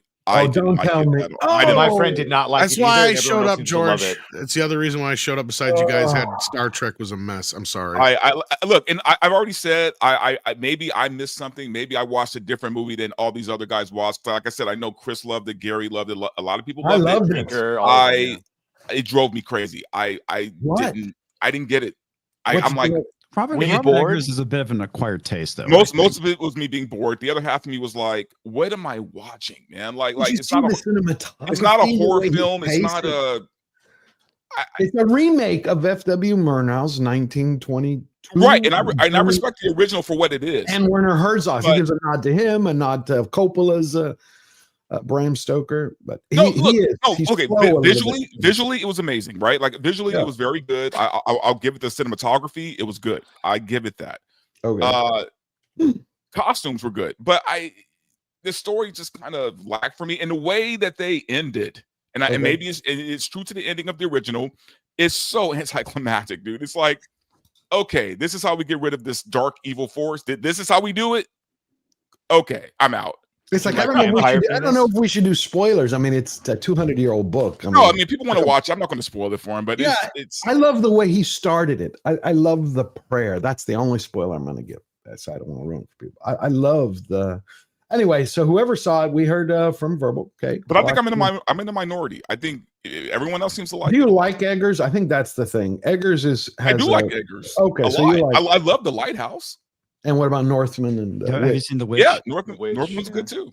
Witch is the only one I haven't seen of his, and I'm planning. I haven't seen The Witch. Good. Before the year. I would say it's very similar in a lot of ways. I mean, because the whole thing with Nosferatu, it's got the core. I mean, it's very reminiscent of that time period, the Victorian time period. I thought it captured that time period, very well. And it's if you've read Bram Stoker's Dracula or seen Nosferatu, I mean, that's basically what it is. And I thought it was very well done, very well executed. See, the weird thing is, I liked Bram Stoker's Dracula like a lot, right? And I felt like with this one, it didn't hit the same notes, man. And I just felt like Willem Dafoe was in a completely different film. The whole time I thought he was in a completely different film. I was like, he was playing this bizarre character that had nothing to do with, I don't know. Verbal and I usually see so eye to eye. This is where last night I was just beside myself here. Yeah, no, I mean, this look, and maybe it's something, like I said, wrong with me. Maybe I just need to see it on another night, but I just didn't get it. Okay, Tom, what do you think about it? I didn't catch Flash last night. Oh God, this movie is good. You didn't like it? Or you didn't like it? It's a 10 out of 10. It's a Okay, brutal, beautiful fucking movie. Eggers took all the themes and messages from the original movie and he amplified them and made them work. I loved every second of this fucking movie. I relished it. It was like a fine dining experience for me. It was just a masterpiece. It's not going to win the Oscars. I think it should, because fucking Wiccan's going to win everything. But again, I understand where Verbal is coming. This is not going to be a movie for everybody. But to me, he nailed it. It's on a level that most remakes can't make, right? Like it's hit that level of perfection. This is it. You don't make another version of this from here on out. I'm so confused because I've heard people that I respect from on both sides say the exact opposite things. Okay, well, I'll tell you one thing. If this means second. anything, I've been inundated with Nosferatu for the last 3 to 4 months because of what we were doing on Midnight's Edge Classic. 1 second, not to interrupt you. This just broke. Former President Jimmy Carter dies at 100. This broke a bit ago, Oh, wow. but he's been dead for years. I know. Oldest president in Just U.S. like the current president. He hit 100. Yeah. So just thought I would share that because it just came across. No, he was a good guy. What? He did away He the liked Panama Nosferatu. Canal. What are you talking about? Good He's guy. a very, very, very good example of paving the road to hell with good intentions. Yeah, there you go. Probably a very kind, decent, and honorable man who was a terrible president and got almost everything wrong. Yeah, no, I'm not saying he was good at his job. I'm just saying he did a lot of good things for people. Yes, he did some. Whoa, we have somebody else join us. Surprise. Andre. How you doing? Greetings. Great to see you. We were talking. We started Nosferatu because I loved it, and then the news came across the wire where I said Jimmy Carter just died. Yeah, I saw. So yeah, condolences. So I was like, okay, yeah. I'm like, good luck, God bless. Don't let the door hit you where the good Lord split you. But he sold the Panama Canal for $1. But he was a decent human being. I'll give him that. Other than that, I'm like, okay. Oh no, he was bad at his job for sure. But horrible. And they said he had a genius IQ. They repeated it 100 times. I highly doubt that. No, seriously, Platoon. They've said he is supposed to be one of the smartest and the highest IQ presidents. It's not just having intelligence; it's what you do with it. Let me see if I have that article still, Jimmy Carter, because I was looking it up the other day before this, because they had made a statement from his family. Jimmy Carter IQ. 13 presidents with the highest IQ. And How did they determine that? I'm curious. I don't know. It starts with John Quincy Adams, and then I mean, did they give them all the exact same test? Because if they didn't, you can't possibly determine that. Yeah, it sounds kind of random. Yeah. Great. Andre, what did you think of Nosferatu? I loved it. It's a 10 out of 10. And Tom and myself, we have done a real deep dive into the original Nosferatu, to the point of even doing our own remaster of the original movie with new score, new color tinted and everything, and also researching all the documents that went into the actual making of the whole thing, the philosophy, everything. This may be the single greatest remake I have ever seen. It is. Wow. Yes. Yeah, like of all remakes, I You think liked it that better this than possibly is Herzog's? the best one. Yes, Oh, fuck I did yes. like it better than Herzog. Yes, I like and I'm Klaus very Kinski happy in to it. go into why. Actually, I'm writing right now the ultimate retrospective on the Herzog movie that I can now finish up, and I can compare the two remakes. And of the two, but in Herzog's defense, his remake was doing something completely different. He had a different agenda for his version, whereas the Eggers movie is just about remaking the original 1922 classic. That was never Herzog's goal. So they're two completely different movies made in two different times for two different reasons. But the big difference between the two of them is that Eggers, he went back to the original. He looked into all of the underlying philosophy, all of the themes of the original. This is something that Herzog deliberately left out. Whereas Eggers, he went all in on it. Not only did he go all in, he expanded it and he put it on steroids. So all of the demonic themes and stuff like that people may be taken aback by, like, wait, what's this Satanist demon thing? That's not in vampire lore. Not in vampire lore, but it's absolutely there in the original Nosferatu. And here it was just boosted up to 11. I loved it. I'm with you, Andre. So if you were to compare, I guess I expected more vampire into this movie, but I didn't. Exactly. Hold on. Was it Max exactly. Schreck's? Which would you say is better, Max Schreck's, Klaus Kinski, or Eggers' Skarsgård? As in pulling off Count Orlok. Are you asking me? Yeah. I think you can't really compare them because they were trying to do three very, very different things. And you also have three different origin stories because they're three different vampires. Of the three, and Verbal Riot, this goes to your point, the only one who was a traditional vampire of the three was Klaus Kinski. Max Schreck is not a vampire in the sense that we understand the word. Neither is Eggers' Nosferatu. Both of them are demonic creations, and they probably have different origin stories, but both of them are rooted in demonology. Whereas Kinski's vampire is a traditional subspecies of human vampire. And Verbal Riot, I do believe this is your issue, and probably why you would prefer the Herzog version, because that abides by all of the traditional vampire rules. I think that's is something that many people are going to be taken aback by. You expect a vampire story. Yeah, and I think a lot of people are going to think, or they're going to go into it thinking that, and when they don't get that, it's going to be exactly. Yeah. And that is actually why Herzog made his movie the way that he did. He changed the Nosferatu story into a vampire story, following the rules that Hollywood had established in the half a century since. But that was never the point of the original Nosferatu. This is back to the original point. I love Eggers' Nosferatu, and now it's a battle for me between though they're different. I love Coppola's Dracula, Bram Stoker's Dracula with Gary Oldman. What's hilarious is that Stoker's Dracula owes a lot to Nosferatu, and we covered that in our retrospective.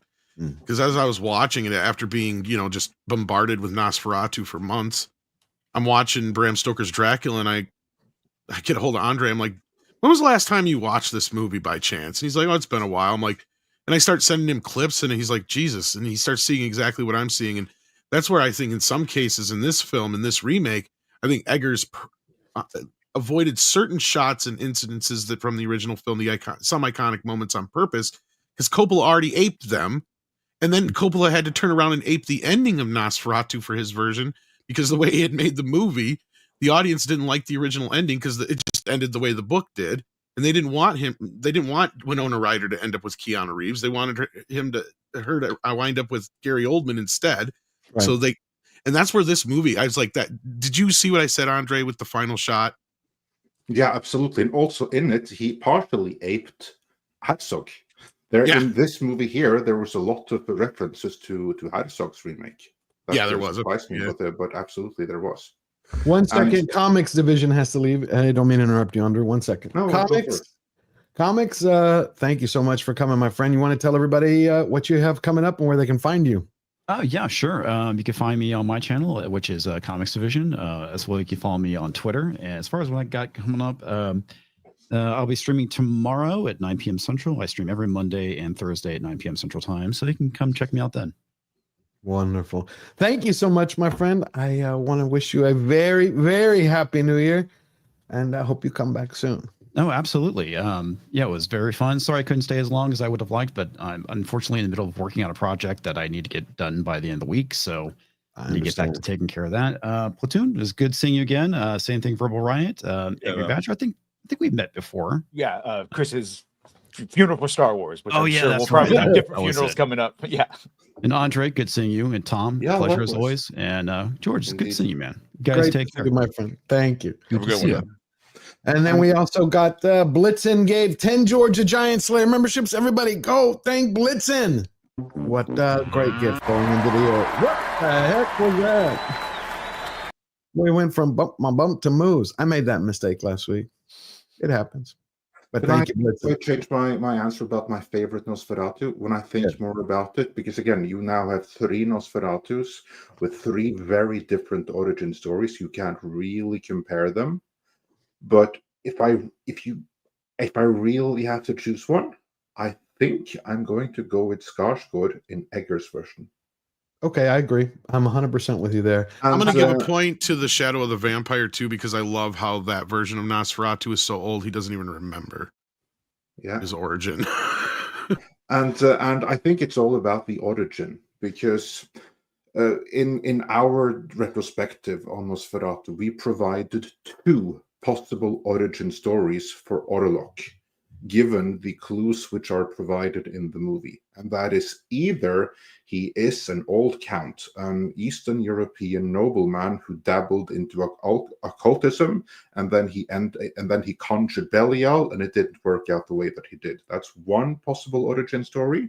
Or he was never human. He was always the result of a breeding between a demon and a human woman, and the offspring of that was Orlok. Now, probably, and Tom will agree with this, probably that's Orlok in the original movie, someone who was never a human. He was always a half-breed between a demon and a human, never a vampire in the traditional sense. Whereas in this movie, they make it quite clear. This Orlok at one point was a human. He was into occultism, and he conjured a demon. We are not told that it's Belial, but probably it's Belial.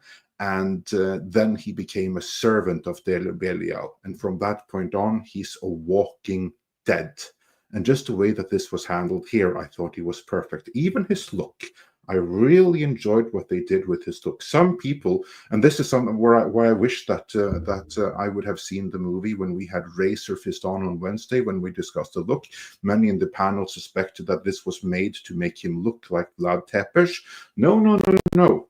That's completely incidental. He doesn't look like Vlad Tepes. He looks like an Eastern European noble from the time, because they all looked like that. If you just look at any picture of any Eastern European, hell, even Greek noble from that time, George, you will know this. They kind of looked like that, with the big moustache, the hat, and everything. He just looked like an Eastern European nobleman or warlord. That's what he was. That's what he still looks like. That's how he died. My main issue is he just should have been basically like albino at this point, because he's so old. Like, he has no other hair on his body. Why would he still have that? Like, that's what bothered me about it.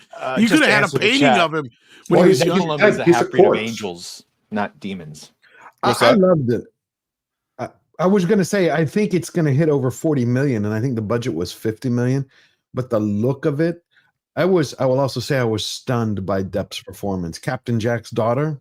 My God, she was amazing. I could not believe that. You know what's ironic about her being in this movie? And it just dawned on me the other morning when I was reviewing the film, is that in the original movie, Keanu Reeves wasn't meant to play Jonathan Harker. He was horrible in that. I love Keanu Reeves. Well, the studio wanted him. The original actor, it wasn't him. And it's funny because Lily Rose was not supposed to be in this movie. Really? Anya Taylor-Joy was going to play her part, but there was some, what was it, Andre? She had some scheduling conflict. Some scheduling conflict, even though they delayed the film. But she took over the role, and like I said, I think it's because I think Eggers knew that Anya was never going to be able to go to this depth, and Lily Rose knocked it out of the fucking park. Now she won't end up probably winning Best Actress this year, even getting nominated, because Wicked's going to win everything, but she should. Yeah. But the irony of it is that Keanu Reeves, you know who he took the role from in the original film? Johnny Depp. Really? Yes. Oh, you kind of have this Winona and karmic him. play. Yeah, because Winona and him were dating at the time, and that was part of the deals, because she brought Bram Stoker's Dracula to Coppola under the idea that she was going to play the lead actress, and her boyfriend Johnny would play Jonathan Harker. And it was all set to go until the studio's like, well, we're not too sold on this Johnny Depp. He's not a real big name yet, but Keanu will take him. Yeah, because that was after Speed, wasn't it? That was after Speed. No, it was pre-Speed, but it was post. He was in things like Parenthood, Bill and Ted, My Private Idaho, My Own Private Idaho, Point. I think he did Point Break already by that point. Yeah, that's surfing. So he was a much bigger name. Yeah. Okay, so that makes 21 sense. Jump Street and Nightmare on Elm Street. Yeah, right. I think Edward Scissorhands was the biggest film that Johnny had at that point. Yeah, Oh, that's big. I Was it gotta not- tell you though, her performance, I saw her in that one that Kevin Smith did. The one with- Yoga Hoosiers or something like that. wasn't it Yoga Hoosiers, but it wasn't her first one where the guy wants to change somebody. Tusk. Yeah, that's a horrible film. That's what I said the other day. I'm like, I've seen her performances in those two movies, and I could whatever. I'm like, and I saw this movie. I'm like, holy shit, she is definitely her father's and mother's daughter, because she is the offspring of two actors. One of our probably arguably our generation's one of our best, right? I would after this performance, yeah. But I was even shocked. Well, no, I meant Johnny being one of our generations. But I think she has the best. ability to carry that legacy on. I mean, she showed her talent. Yes, All right. I agree. And I never thought I had written her off a long time ago after Yoga Hoosiers and Tusk. Platoon, have you checked it out yet? I have not yet had time to see it. Actually, I don't think it's even out in the UK until New Year's Day, I think. So legally, I can't watch it. But gotcha. All I can tell you is when it started, I almost, because I was working on the video for it right after I checked out, which by the way, the theater was packed. I didn't expect that the day after Christmas. It was packed for Nosferatu. I got to say though, the other thing I didn't buy for me was I didn't buy Aaron Taylor Johnson at all. I was about to say what you thought of Aaron Taylor, because I thought he was the weakest link in the film. Wow. I like Nicholas Hoult. I just don't feel like, I don't know, man. Like that scene. See, I don't want to talk about it because of spoilers, but I just. What is it you didn't like about him? No gravitas, no presence. Because it wasn't like I felt like everything that was happening, he was just kind of taking it all in. But like, your wife and kids are in danger. There needs to be a little bit more emotion coming out of you, man. Like there was something like that was very. I don't know. I think you're misinterpreting. Okay, cardboard about his performance. That okay. I see where you're coming from, Verbal. But here's the thing with the movie: his character is probably one of the more expanded characters in this movie, and I pointed this out to Andre. I don't know if you still agree that it kind of shifted the focal point of the film. The original film is kind of an equal half and half between Thomas and his wife Ellen. In this movie, Aaron Taylor Johnson's what the hell? I just forgot the name. What's his name in the movie? Help me out, Andre. Harding. Frederick Harding, instead of just being a background character like he is in the original film, he's almost the lead now. Yeah. And what you're seeing is he's the audience. You're forgetting one thing. You know what he also was in the original? He's the narrator. Right. Yes. He's also the one who knows the doctor and brings him in and stuff like that. But like here, he's actually the lead, and he's the audience, right? So we're seeing his unbelievable, because he doesn't believe in any of this shit. He thinks Ellen's going completely fucking nuts, right?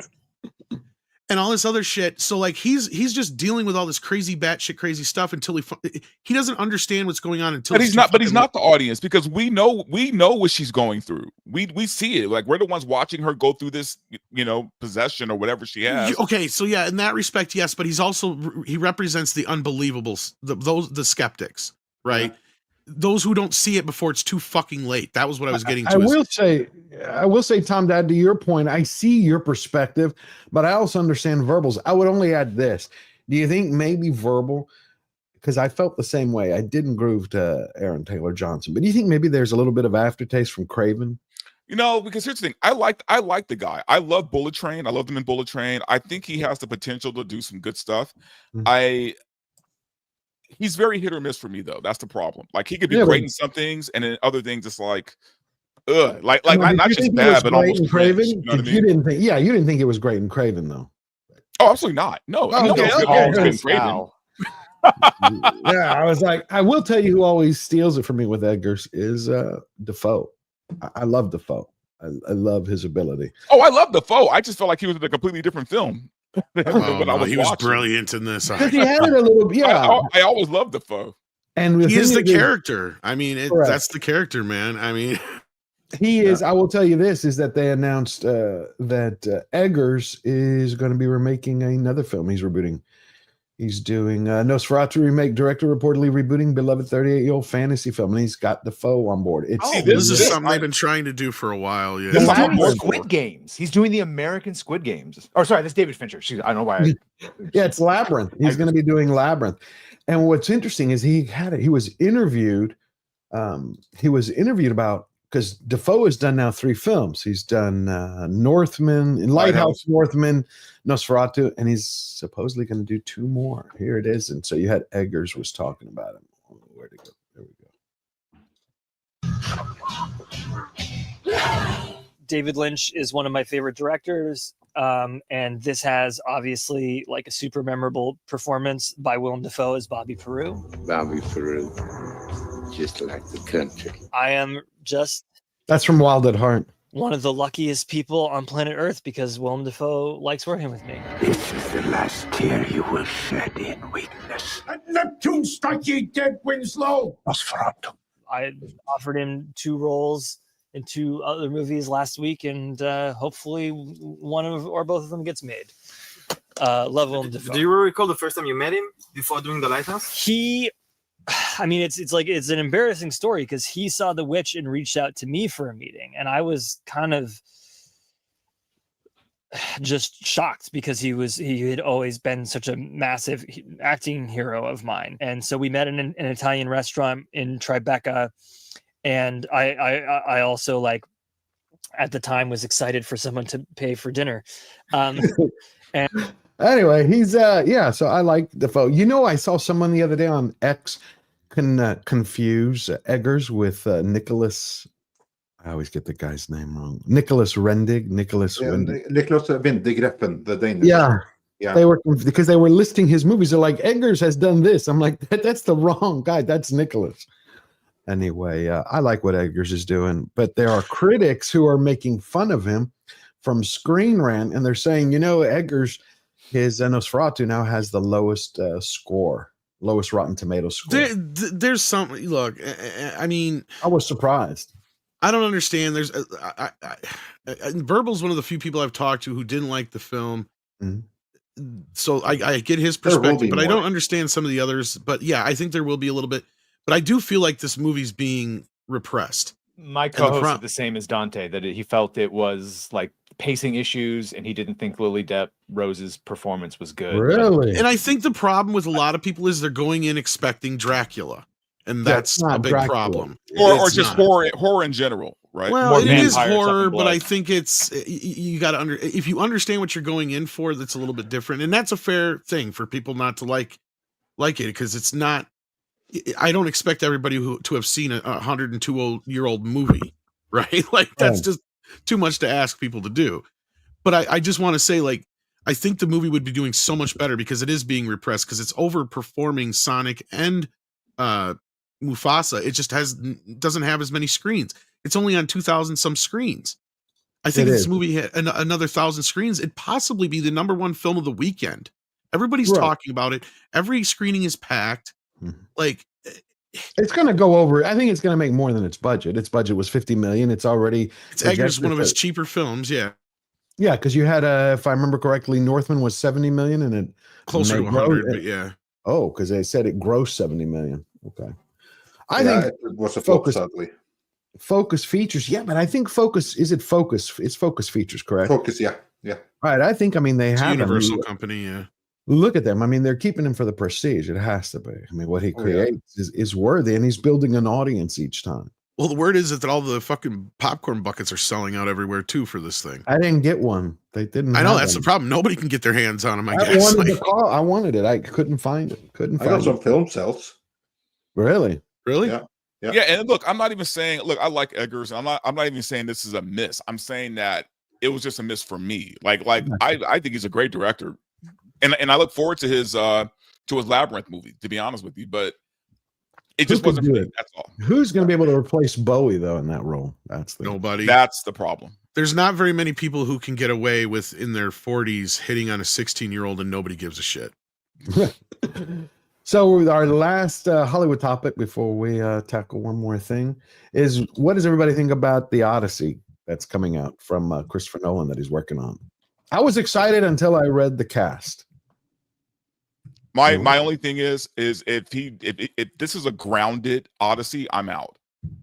Yeah, I want a fantasy. I want fantasy. Yeah. Right, but the cast. I mean, Tom Holland, Zendaya, Matt Damon. Stop trying to make Zendaya happen. I don't know why they keep pushing Zendaya. She's a model. I can't. Has no acting ability. I think her Villeneuve and her ruined Dune 2 by changing Chani. I agree with the change more than the actress, but yes, I agree with that. So what do y'all think? Also, she's not a draw. I don't know why she keeps getting cast in things. Not at all. Not at all. No one is saying I want to go see the new Zendaya film. You know, actually, the younger kids do like her. That's the problem, and that's the same reason a lot of these guys get cast now is because their social media followings are so big. Okay, well, we've had that confirmed. Like we've had that confirmed multiple times. Who's going to play Odysseus or Telemachus? Better not be Tom Holland playing Odysseus. Come on, he can't. It might be George. I hope it's Timothy Chalamet, maybe. Oh, come on. I just picked up a movie which I'm waiting to watch. It's with Fiennes. It's called The Return, and it's an Odysseus. That's the Odysseus, right? Yeah. Yep. I haven't But seen that it is yet. grounded, gritty, and realistic, to use their It vernacular. also has Juliette Binoche, which I've loved her ever since the film The Unbearable Lightness of Being. My only thing about the grounded thing for me is like I've seen Nolan do that already. I need to see him kind of stretch his muscles a little I don't bit. think want to that's see him, though. I want to see him do fantasy. I think it would be grounded fantasy. He would make it realistic.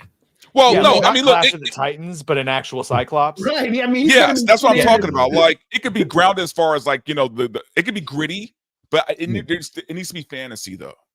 Yeah, for me, there already is a grounded Odyssey, and it's a fantastic movie. But I do not need another. Yeah, like we already have "Oh Brother, Where Art Thou," right? Exactly. Oh, yeah. Exactly. I was just going to say, the yeah. only one we need. I have no need for a remake. The 90s Oh, miniseries Brother, with Where Armando. Art Thou? Armando Sante. Yeah. Yeah. I mean, I this remember. is why I'm not excited about Nolan doing the Odyssey, because that's completely out of his wheelhouse. And I'm no more excited for this than I was for that time travel thing, which was also a piece of garbage. You ask me. You didn't like Interstellar? Look, I liked Interstellar was fine. That's not the one I meant. He's talking about the Tenet. Oh, yeah, God. I didn't like. I hated that. I think Christopher Nolan's more overrated than fucking Ridley Scott. Okay, like I've said it here many times. I wouldn't go that far. He's got 3 good movies. Most people lie and say they like his movies because they don't fucking understand them. I don't even think he understands half of them. I love Memento, Insomnia. Love those. I'm being a bit sarcastic here. And but Interstellar. I cannot explain Tenet and that backwards fucking time. I don't hate understand Tenet. it. See, I think Tenet was his only miss for me. Like that was the only one I didn't like. Everything What else about I Interstellar? The ending sucked for me. I liked Inception, but God, I love that. It rips off so many other things. That's the other rips of DuckTales.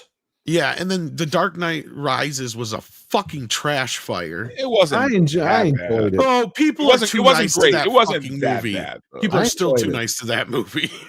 I didn't like the ending, but I enjoyed the rest of it. Yeah, I don't like. Yeah, I mean, it has some misses, but it wasn't the worst Batman movie I've seen. I love Batman It's Begins and up The Dark Knight. Yeah. So, not everybody. Platoon, what do you think? Are you excited? We heard Andre and Tom. Are you excited about Odysseus? Yes, but more because I love the source material than because I expect anything particularly good to come of it. If it's a case of him looking at it and thinking, well, everybody thinks this is outside my wheelhouse, so either my wheelhouse needs to expand or it needs to change to accommodate something that people don't expect from me, then it could be really interesting, because you're right, Nolan is sort of has his own type these days, and maybe he's a bit bored of his own type. Maybe he wants to do something different. In which case, I'd love to see the undoubted talent he does have applied to a very different creative vision. I think that could be really interesting. I would settle for something on the scale and realism of Troy, I think. I mean, it's a different type of story, but it's an historical epic. First and foremost, it is obviously based in part on mythology, well, actually all on mythology, so that you have to bring in the gods somewhere. I would take that level of realism. I think anything more gritty and grounded than that, and you can't do the Odyssey. It's just impossible to do. Well, he's Unless gonna you shoot the try whole to say thing that in IMAX. the Cyclops is a metaphor for a specific type of human character, in which case, No. dear. I want a full-on Cyclops. Well, I know Andre and Beaver got to leave, but I just want to say, because people are misinterpreting me, I'm talking about the third Batman movie. I'm not talking about his first two. His first two were great. In fact, The Dark Knight is one of the greatest Batman movies of all time. I'm talking about Dark Knight Rises, the follow-up. So just to be clear. I got you. Thank you, Andre, so much for coming. Badger, always a pleasure. Love to have you here. Next week, I'm probably going to be celebrating. It'll be the first year streaming, so hopefully we can see some of you pop in and say hello. But thank you for coming, Andre. Love that you enjoyed Nosferatu.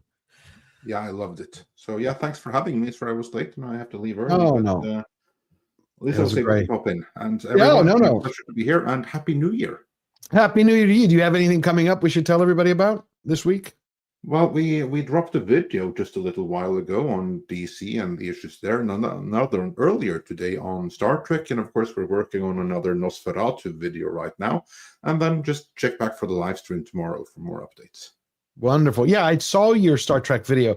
You think that rumor's true that Kurtzman is going to be out once Skydan completes the picture deal? I think that may be an intention, but I'm not going to say that definitely is going to happen, because that guy's a complete cockroach. So I'm saying this is what we have heard, but we have heard conflicting things. Now here we just have now 2 reports saying the same thing, which is why I felt comfortable doing a video about it, since there's someone outside of our sources hearing pretty much the exact same thing, namely John De La Rose over at Fandom Pulse, who independently of us heard the same. And I'm like, yeah, okay, fine. Now I feel confident doing this video. I think that's an intention. Let's see what the practice is. Wonderful. Okay. Thank you so much, and Happy New Year to you, my friend. And Badger, the same to you. If I don't see you before, thank you for coming. What you got coming up this week? You. Well, today I'll be on Film Comics Explained, his channel, talking about his best of the year, and then tonight, Late Night with the Gooch on Diabolical Souls Presents. So great channels if you get the chance. And then thank you, George, for all the invites. Appreciate it. Dante, I'll see you on not tomorrow, but the next the next one, the next verses. Guys, appreciate it. Platoon. Happy New Year, everyone, guys. Appreciate you. Awesome. And this is the last topic before we look at something political. One thing, on Christmas, Disney released another trailer for Snow Woke. Oh, did anyone catch there was a screen grab? I'm sure it's from this trailer where she pulls the face from Jack Nicholson from The Shining. The camera is pointing down. She's got that sort of weird manic scowl going on. It looks, I can't think how they thought that was good for a trailer, because it looks hilarious. Well, we'll see if it's in it. I haven't seen that one. Don't worry, Dopey. I'm not going to hurt you. I'm just going to bash in your fucking brains. That's a good one. In theaters everywhere, March 21st. My father told me long ago I braved a bitter storm of snow. Is that a girl? Okay, I gotta say, what horrible reasoning. Her name is Snow White that Disney came up with because she survived a snowstorm as a kid. Yep. And the king and queen were like, yeah, that's what we named her, Snow White, for surviving a snowstorm. Same to Madam. remind us of that horrible time. Yep. I cannot see how this is I'm going gonna to name my kid 9/11. Yes, I love The Prestige too. I do think that was his closest to. I like Dunkirk and whatnot. I mean, I'm not saying he's a horrible director. I just, I got you. It's not your taste. You're not Speaking of overrated, I'm sitting here listening. Visually good, but like, Yeah.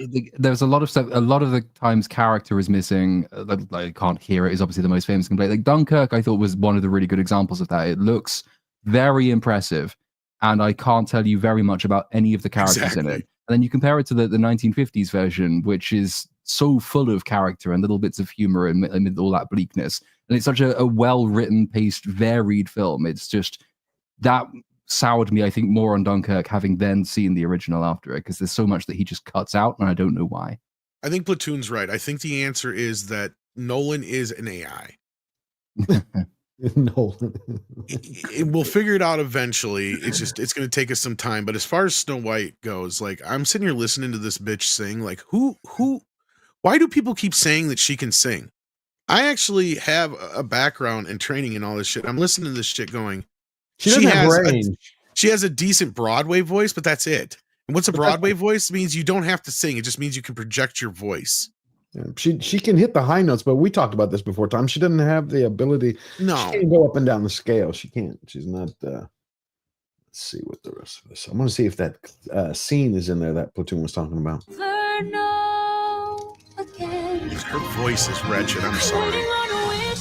Beneath 1,000 treetops, and as the silver sky stops, I long to leave the walls behind me, waiting on a wish, holding out for someday, hoping somehow, I can't tell if that's auto-tune or because it's coming through here. I don't know. There's auto-tune. I heard it on the Someway. The Someway sounded very. I think it is. Adjusted. I think you're right, because I hear it, because I can pick that shit out like crazy. So y'all think it's auto-tune? I think she was. Well, to be fair, even the greatest singers around to get auto-tune now. Go out and look. There's videos of like really good singers where their voice is being destroyed because they have these real-time auto-tune things that they use all the time now in concerts and crap. Mm-hmm. So you have singers who used to be able to sing now who they're being destroyed.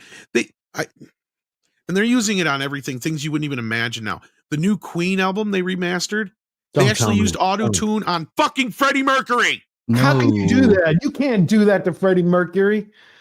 Yeah, tell me about it. It makes so many people just sound the same. The same thing would happen with The Little Mermaid when that came out. I remember, I think I did a comparison between Hailey Bailey's version of the song, and I can't remember who the original voice actress was from the 80s, the animated one. But obviously one using quite a lot more adjustment than the other.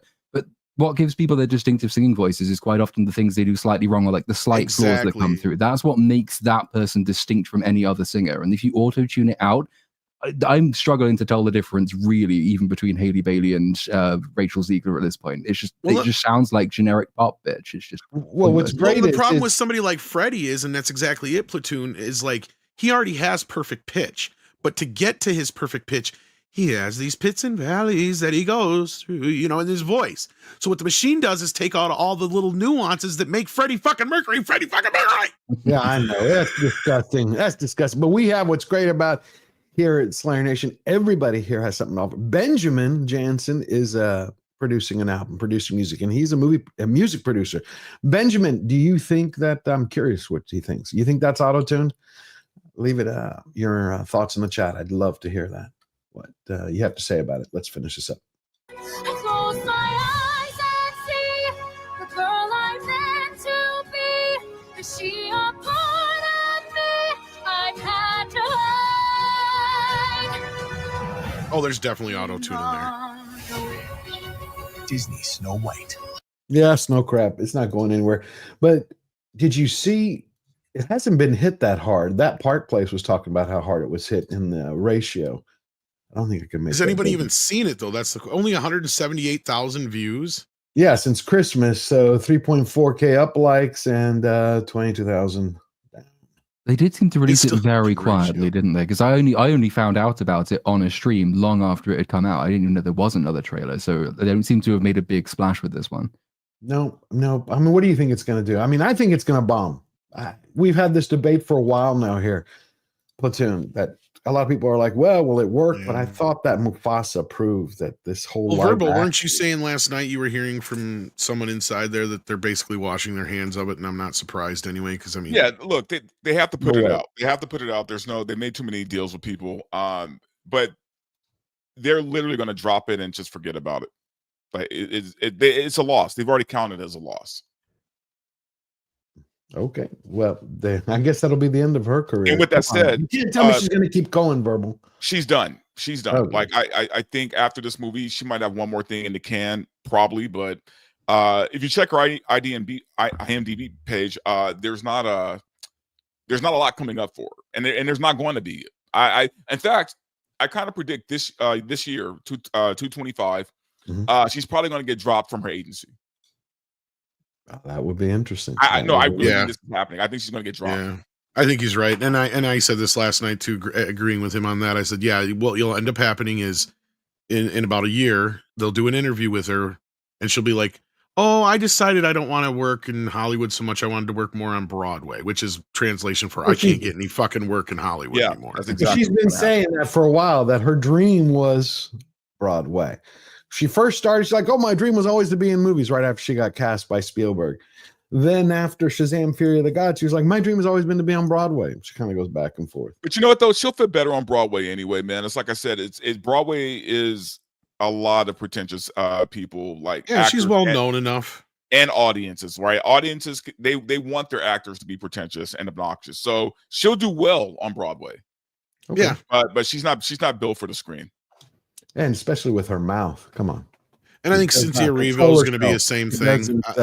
She doesn't control herself. Cynthia Erivo, I don't understand where these actors, every time, like they have a hit, you have Wicked, you got a hit. You had the interviews with her and Ariana Grande, which were cringe as hell. Come on. That dies down, and then she goes to LUK and starts bringing up the whole DEI story again. She's like, no, I wasn't cast because of DEI. No, it wasn't representation. I worked for it. But it's good that they actually cast me because it's about my story. Like, no, people are actually going to watch the musical. I mean, look, in all fairness, she was good in it. I mean, I saw the movie twice. Yeah, you enjoyed it. I liked it a lot. So, I mean, but it doesn't mean she's not an obnoxious person to work with. Right. I'm just saying it's like they keep putting their foot in their mouths. Every time that people forget about Ziegler, she says something, does something, goes on a rant. Cynthia Erivo, her movie is successful. It's doing well. People love it. They put out the cringe videos. That dies down, and then she comes back in a magazine, starts talking about people aren't buying tickets for the show. They're buying it for my story. Like, no, they're not. Benjamin Jansen's response to if that was using autotune, there's for sure automation going on. So my guess is they automated bring in the autotune when needed. Likely using an AI of some sort, George. Thank you, Benjamin. Yeah, and I seen some people in the chat who say they work in production and other things, and I'm glad to hear that because I've been out of it for so long. I don't even know what half this shit is anymore that's in there, but I can hear it, right? I hear it in my ear, and I know what it is. Yeah, because you have training. Well, it's just it's not only that. I mean, it's like there's just certain anomalies you hear, and if you know what you're looking for, like I can kind of just. I have this weird ability to be able to just kind of fade away everything else and pinpoint certain little noises and items and stuff that, like, okay, so like that little twinge in her voice, that's not natural. Gotcha. Okay. What did y'all think of the big debate that's going on this week with, this is our last topic, the big debate going on with Musk coming out for H1B and then everybody going up against him and the whole brew. I honestly, man, it started with Vivek, right? Right. I think I've always been, and I've never hit this. Like I don't care much for Vivek. I think he's kind of a snake oil salesman, to be honest with you. But whatever. I mean, it is what it is, and I think Vivek was sort of right in what he said. Okay, I know that's controversial to say, but he wasn't completely wrong, right? We do hire immigrants from other countries to come to do our tech work for us and to do other kinds of work for us, right? And yeah, because Americans have for the longest time now, we've settled for mediocrity, right? We've had a whole generation that was raised on participation trophies and being told there's no winners, there's no losers, right? So for the longest time, whether we want to admit it or not, America has lost its competitive edge, where other countries have kept theirs. So I get what he was trying to say.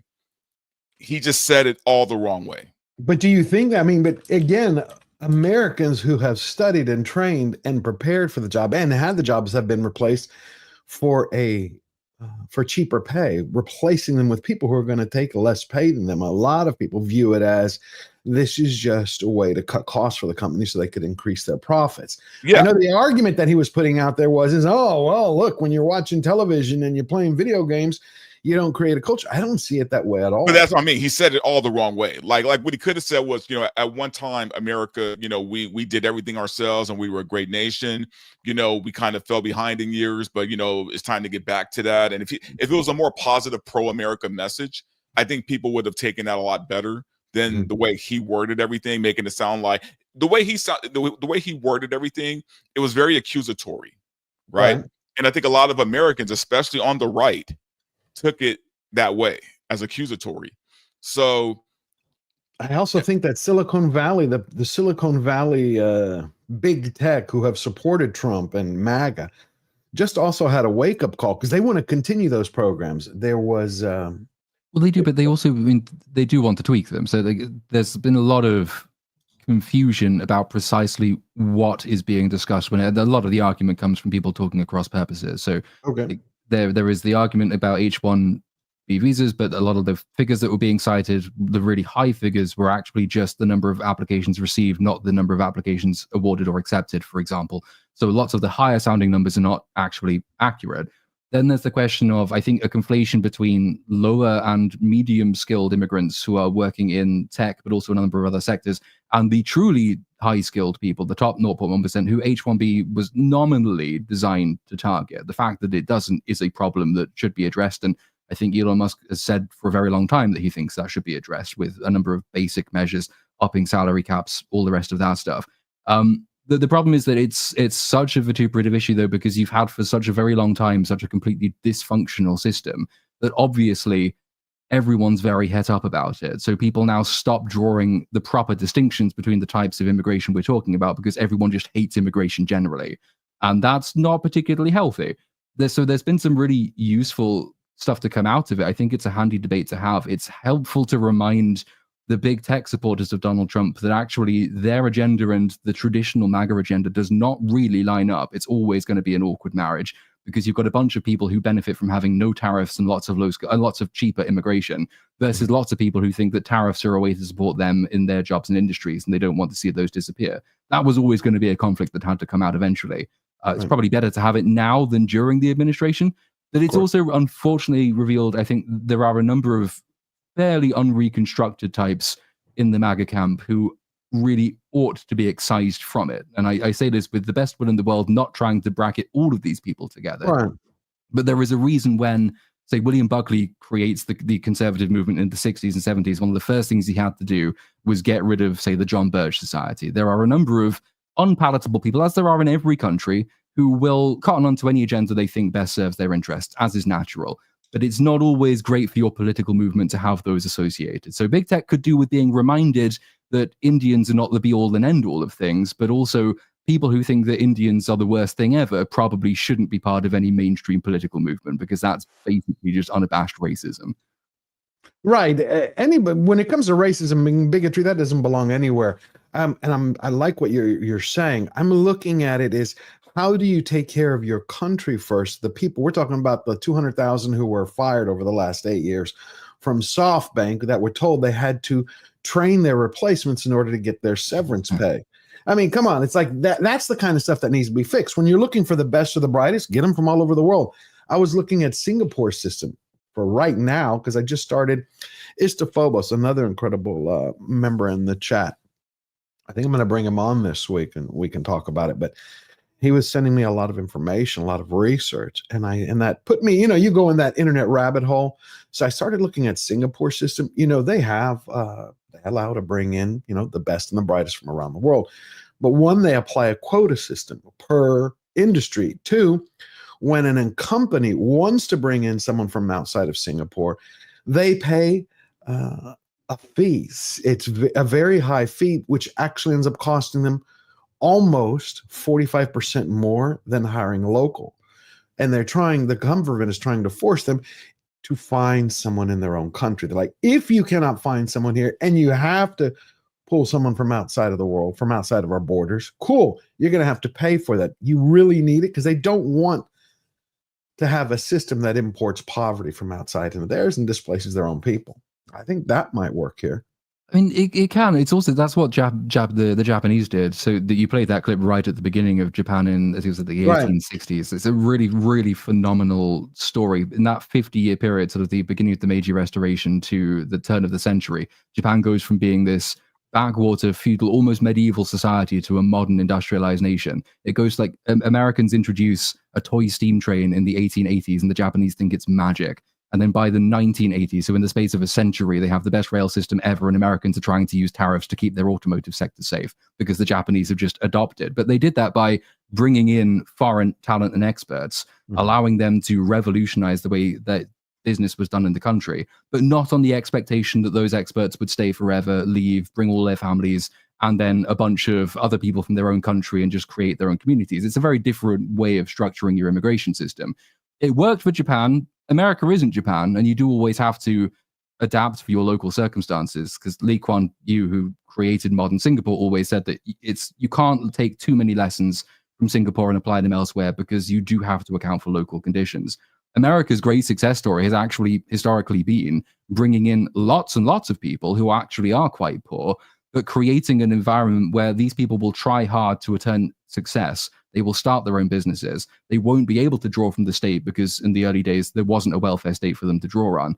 And now you look back and you say, well, Irish Americans, Italian Americans, Polish Americans are a fundamental part of the American demographic fabric. We wouldn't be without them. The fact that they were all called white N-words back when they were first moving in much the same way as we're now talking about Indians as being horrible, smelly people, as an irony that seems to have escaped some of the critics of the current immigration system. The reality is, if you have a welfare state and if you spend huge amounts of money on guaranteed benefits, you have to be very selective with your immigration system.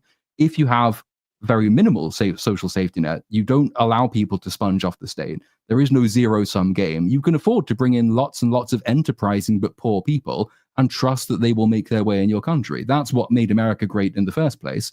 I don't really see why you can't move back to that model, except that would involve cutting things that Americans quite like being given, like Social Security. So good luck doing that. Yeah, I can see your points. I just think it's how many companies, though, have taken advantage of the carve-outs, for every industry.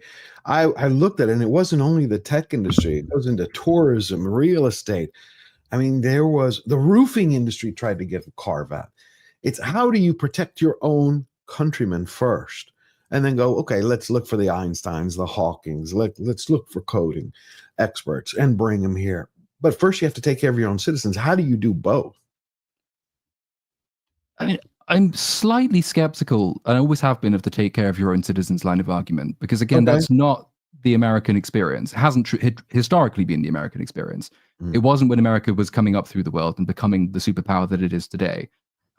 You probably did have people saying, well, I've been here for 50 years now, so please give me everything. But that attitude is the wrong attitude for building successful countries. Americans can best protect themselves against foreign competition by being better than foreign competition. So you'd be better educated, you'd be more skilled, you put in the hard hours, you're willing to work as long as lots of these people are, as your own ancestors were when they first moved over to the country. These people didn't start complaining or going on strike if they were asked to work more than 35 hours in a week. They worked long fucking hours. It's a hard experience.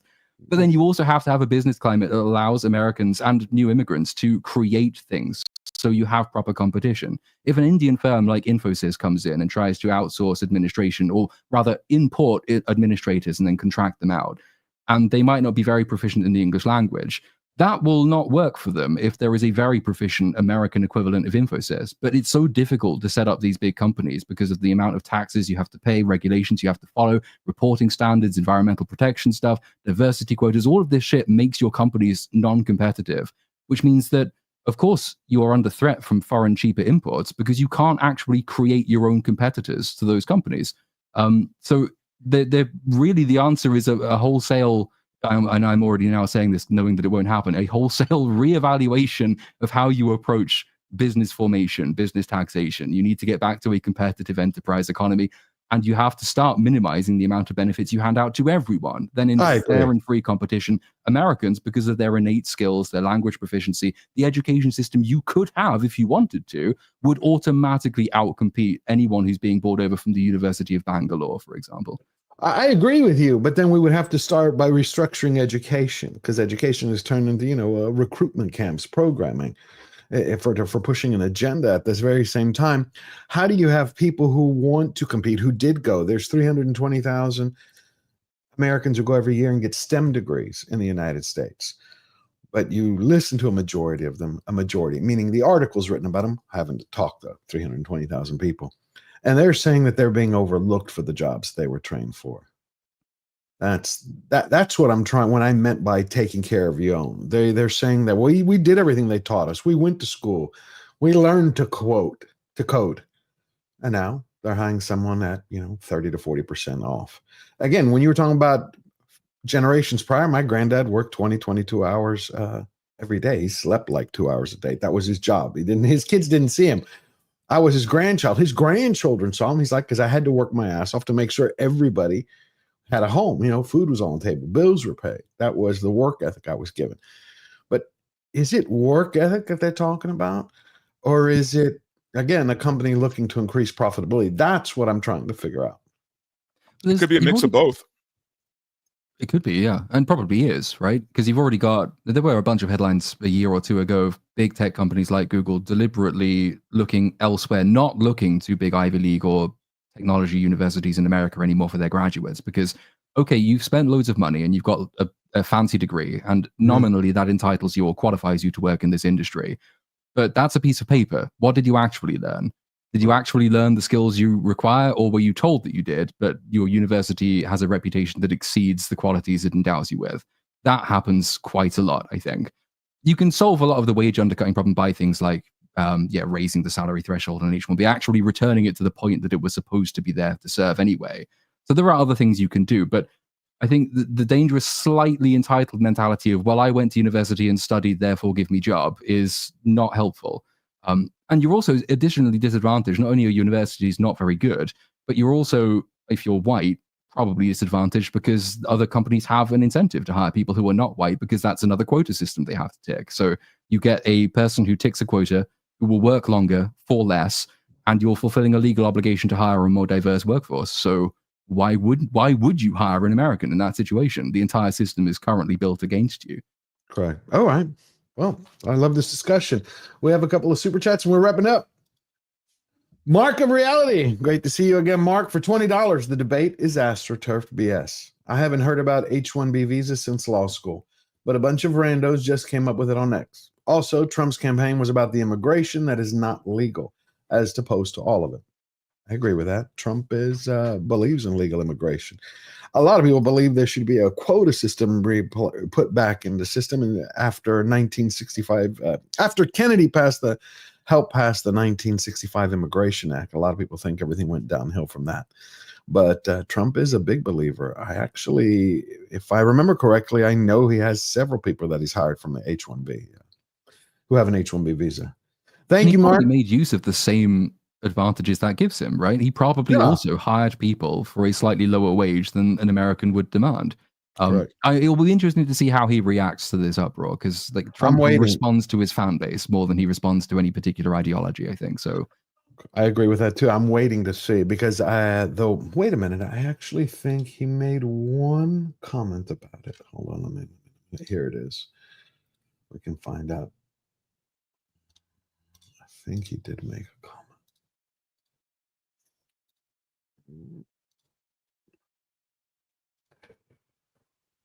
December 28th, President-elect Trump told the Post Saturday he supports immigration visas for highly skilled workers, appearing to side with Elon Musk in the roiling intra-MAGA debate on the issue. I've always liked the visas. I have always been in favor of the visas. That's why we have them, Trump said by phone, referring to the H-1B program, which permits companies to hire foreign workers in specialty occupations. And like I was saying earlier, I have, get this over here. I have many H1B visas on my properties. I've been a believer in H1B. I have used it many times. It's a great program. Added Trump, who restricted access to foreign worker visas in his first administration and has been critical of the program in the past. That's his answer. Stephen Miller, who's been one of his biggest supporters and worked for him in the first administration, who's going back in the second, though, he put out kind of like, it was called like a shot across the bow, where he was like, yeah, he made it sound like this H1B issue isn't going anywhere. They're going to limit it as much as they can. He's like, take a look at Trump's speech from 2020 at Mount Rushmore. And he started making pointed comments towards it. He wouldn't come out and say, oh, I disagree with Trump or I disagree with Musk. He's like, I agree with Trump from 2020. That was his answer. Anyway, we also have one Mexican Ironman left a comment. Sorry, George, Platoon, Tom, and Verbal, but I need you 4 YouTubers to train your replacements because I'm subcontracting all your channels to India. Kidding. Thanks, Mexican Ironman. Thank you, Mark of Reality. Wow. Been a fun, quick show. That went by fast. What are y'all doing this week? Verbal? Just making a few videos and getting ready for this new year, man. Yeah, that's going to be fun. We have Wednesday coming up. Yeah. Oh, yeah. We're going to have a special New Year's show. That's going to be awesome. Little Platoon, what are you doing this week? I don't even know at this point. I have no idea. I'm trying to make myself not do work, and that actually feels like work because it's been about 3 years since I've not done work. I don't know. Yeah, not sure. It'll be a couple of streams probably. I'm going to start sitting down doing another video script. It'll probably be Dune because that's way overdue. Or maybe Arcane, because that pisses me off. One of the two. I wouldn't expect the video to release anytime soon, but there is a War of the Rohirrim mini review. By mini, I mean it's only an hour long.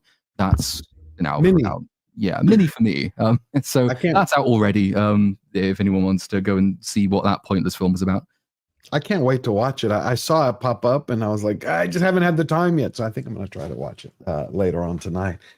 Because, it just released on streaming. What was 16 already? days? Yeah. This Friday. As I said, it should have been called Lord of the Rings: Rights of the Retainer. Yeah, but 16 days. Again, Ralph Bakshi's 19. Wait, it's already on Retainer of the Rights. That's what I meant. Sorry. Yeah, it came out on Friday, December 27th. It's streaming already. I had a feeling it was made for streaming to begin with, but they put it out in theaters just to retain the rights for the movies. But yeah. I mean, it's painfully obvious that's why they made it. That there is no reason for it to exist. They clearly aren't even interested in the story they're trying to tell. It is just there to secure the rights to do something else later. It's not a great way to make movies, unfortunately. No, but if I remember correctly, in a Deadline interview, Philippa Boyens had shared that they were excited that if it either doubled the budget, they would be able to do 3 more animated projects. But if not, they'd have to wait and see. Oh, dear. Well, yeah, because that's money in their pockets. But I mean, at the end of the day, that's really all this was, and I think that's why it was done as an animated story. And I'm not convinced that this probably wasn't what they were trying to help Amazon doing, because this is probably what Amazon was asking for to begin with. But they wanted more notable characters. They didn't want, some unknown character. They wanted Galadriel. They wanted people that people knew from the movies. I didn't enjoy it. I've said that too many times. Andre didn't hate it, but yeah. I did like Brian Cox as Helm Hammerhand for the little while we saw him. I love Brian Cox's voice, but no, I did not like it. All righty, Tom, what do you have coming up this week? Well, I have the norm. We got Midnight's Edge in the morning tomorrow. Other than that, we dropped 2 videos today. Check those out. You might find me elsewhere sometime. Who knows? Wherever. I got 2 hours of sleep. Well, thank you for showing up. Thank you, gentlemen, for coming. It's a beautiful thing to always see you here. I'm going to be holding a New Year's Eve live stream. It'll be the very first one. And then we'll have our Wednesday show, Slayer Unchained, with me and Verbal. And then next Sunday, I'm putting together a 1-year anniversary, another celebration stream, because it will be exactly a year this Sunday. Coming up Sunday that I started. That's going to be fun. Platoon was on there the first time, and Mahler and a few others. But hopefully we get that together. I want to wish all of y'all a happy new year. Those who I don't see, those who are going to be at parties, thank you all. I've been blessed more than anyone from getting to know all of you, from Jansen to Phobos, Olaf, Ancient Troopers, and Blazing, all of you. I hope you have a wonderful evening and a blessed week. Happy New Year to you all. Please go thank Lord Thoth, Eric K, the King of the Mods, and Olaf. All these moderators, they do it because they love it. They do it because they love you. I appreciate it. To win every all battle, Indian secretly. They're Indian subcontractors. They're all Indian subcontractors. We didn't know. What can I tell you? Happy New Year. Always forward.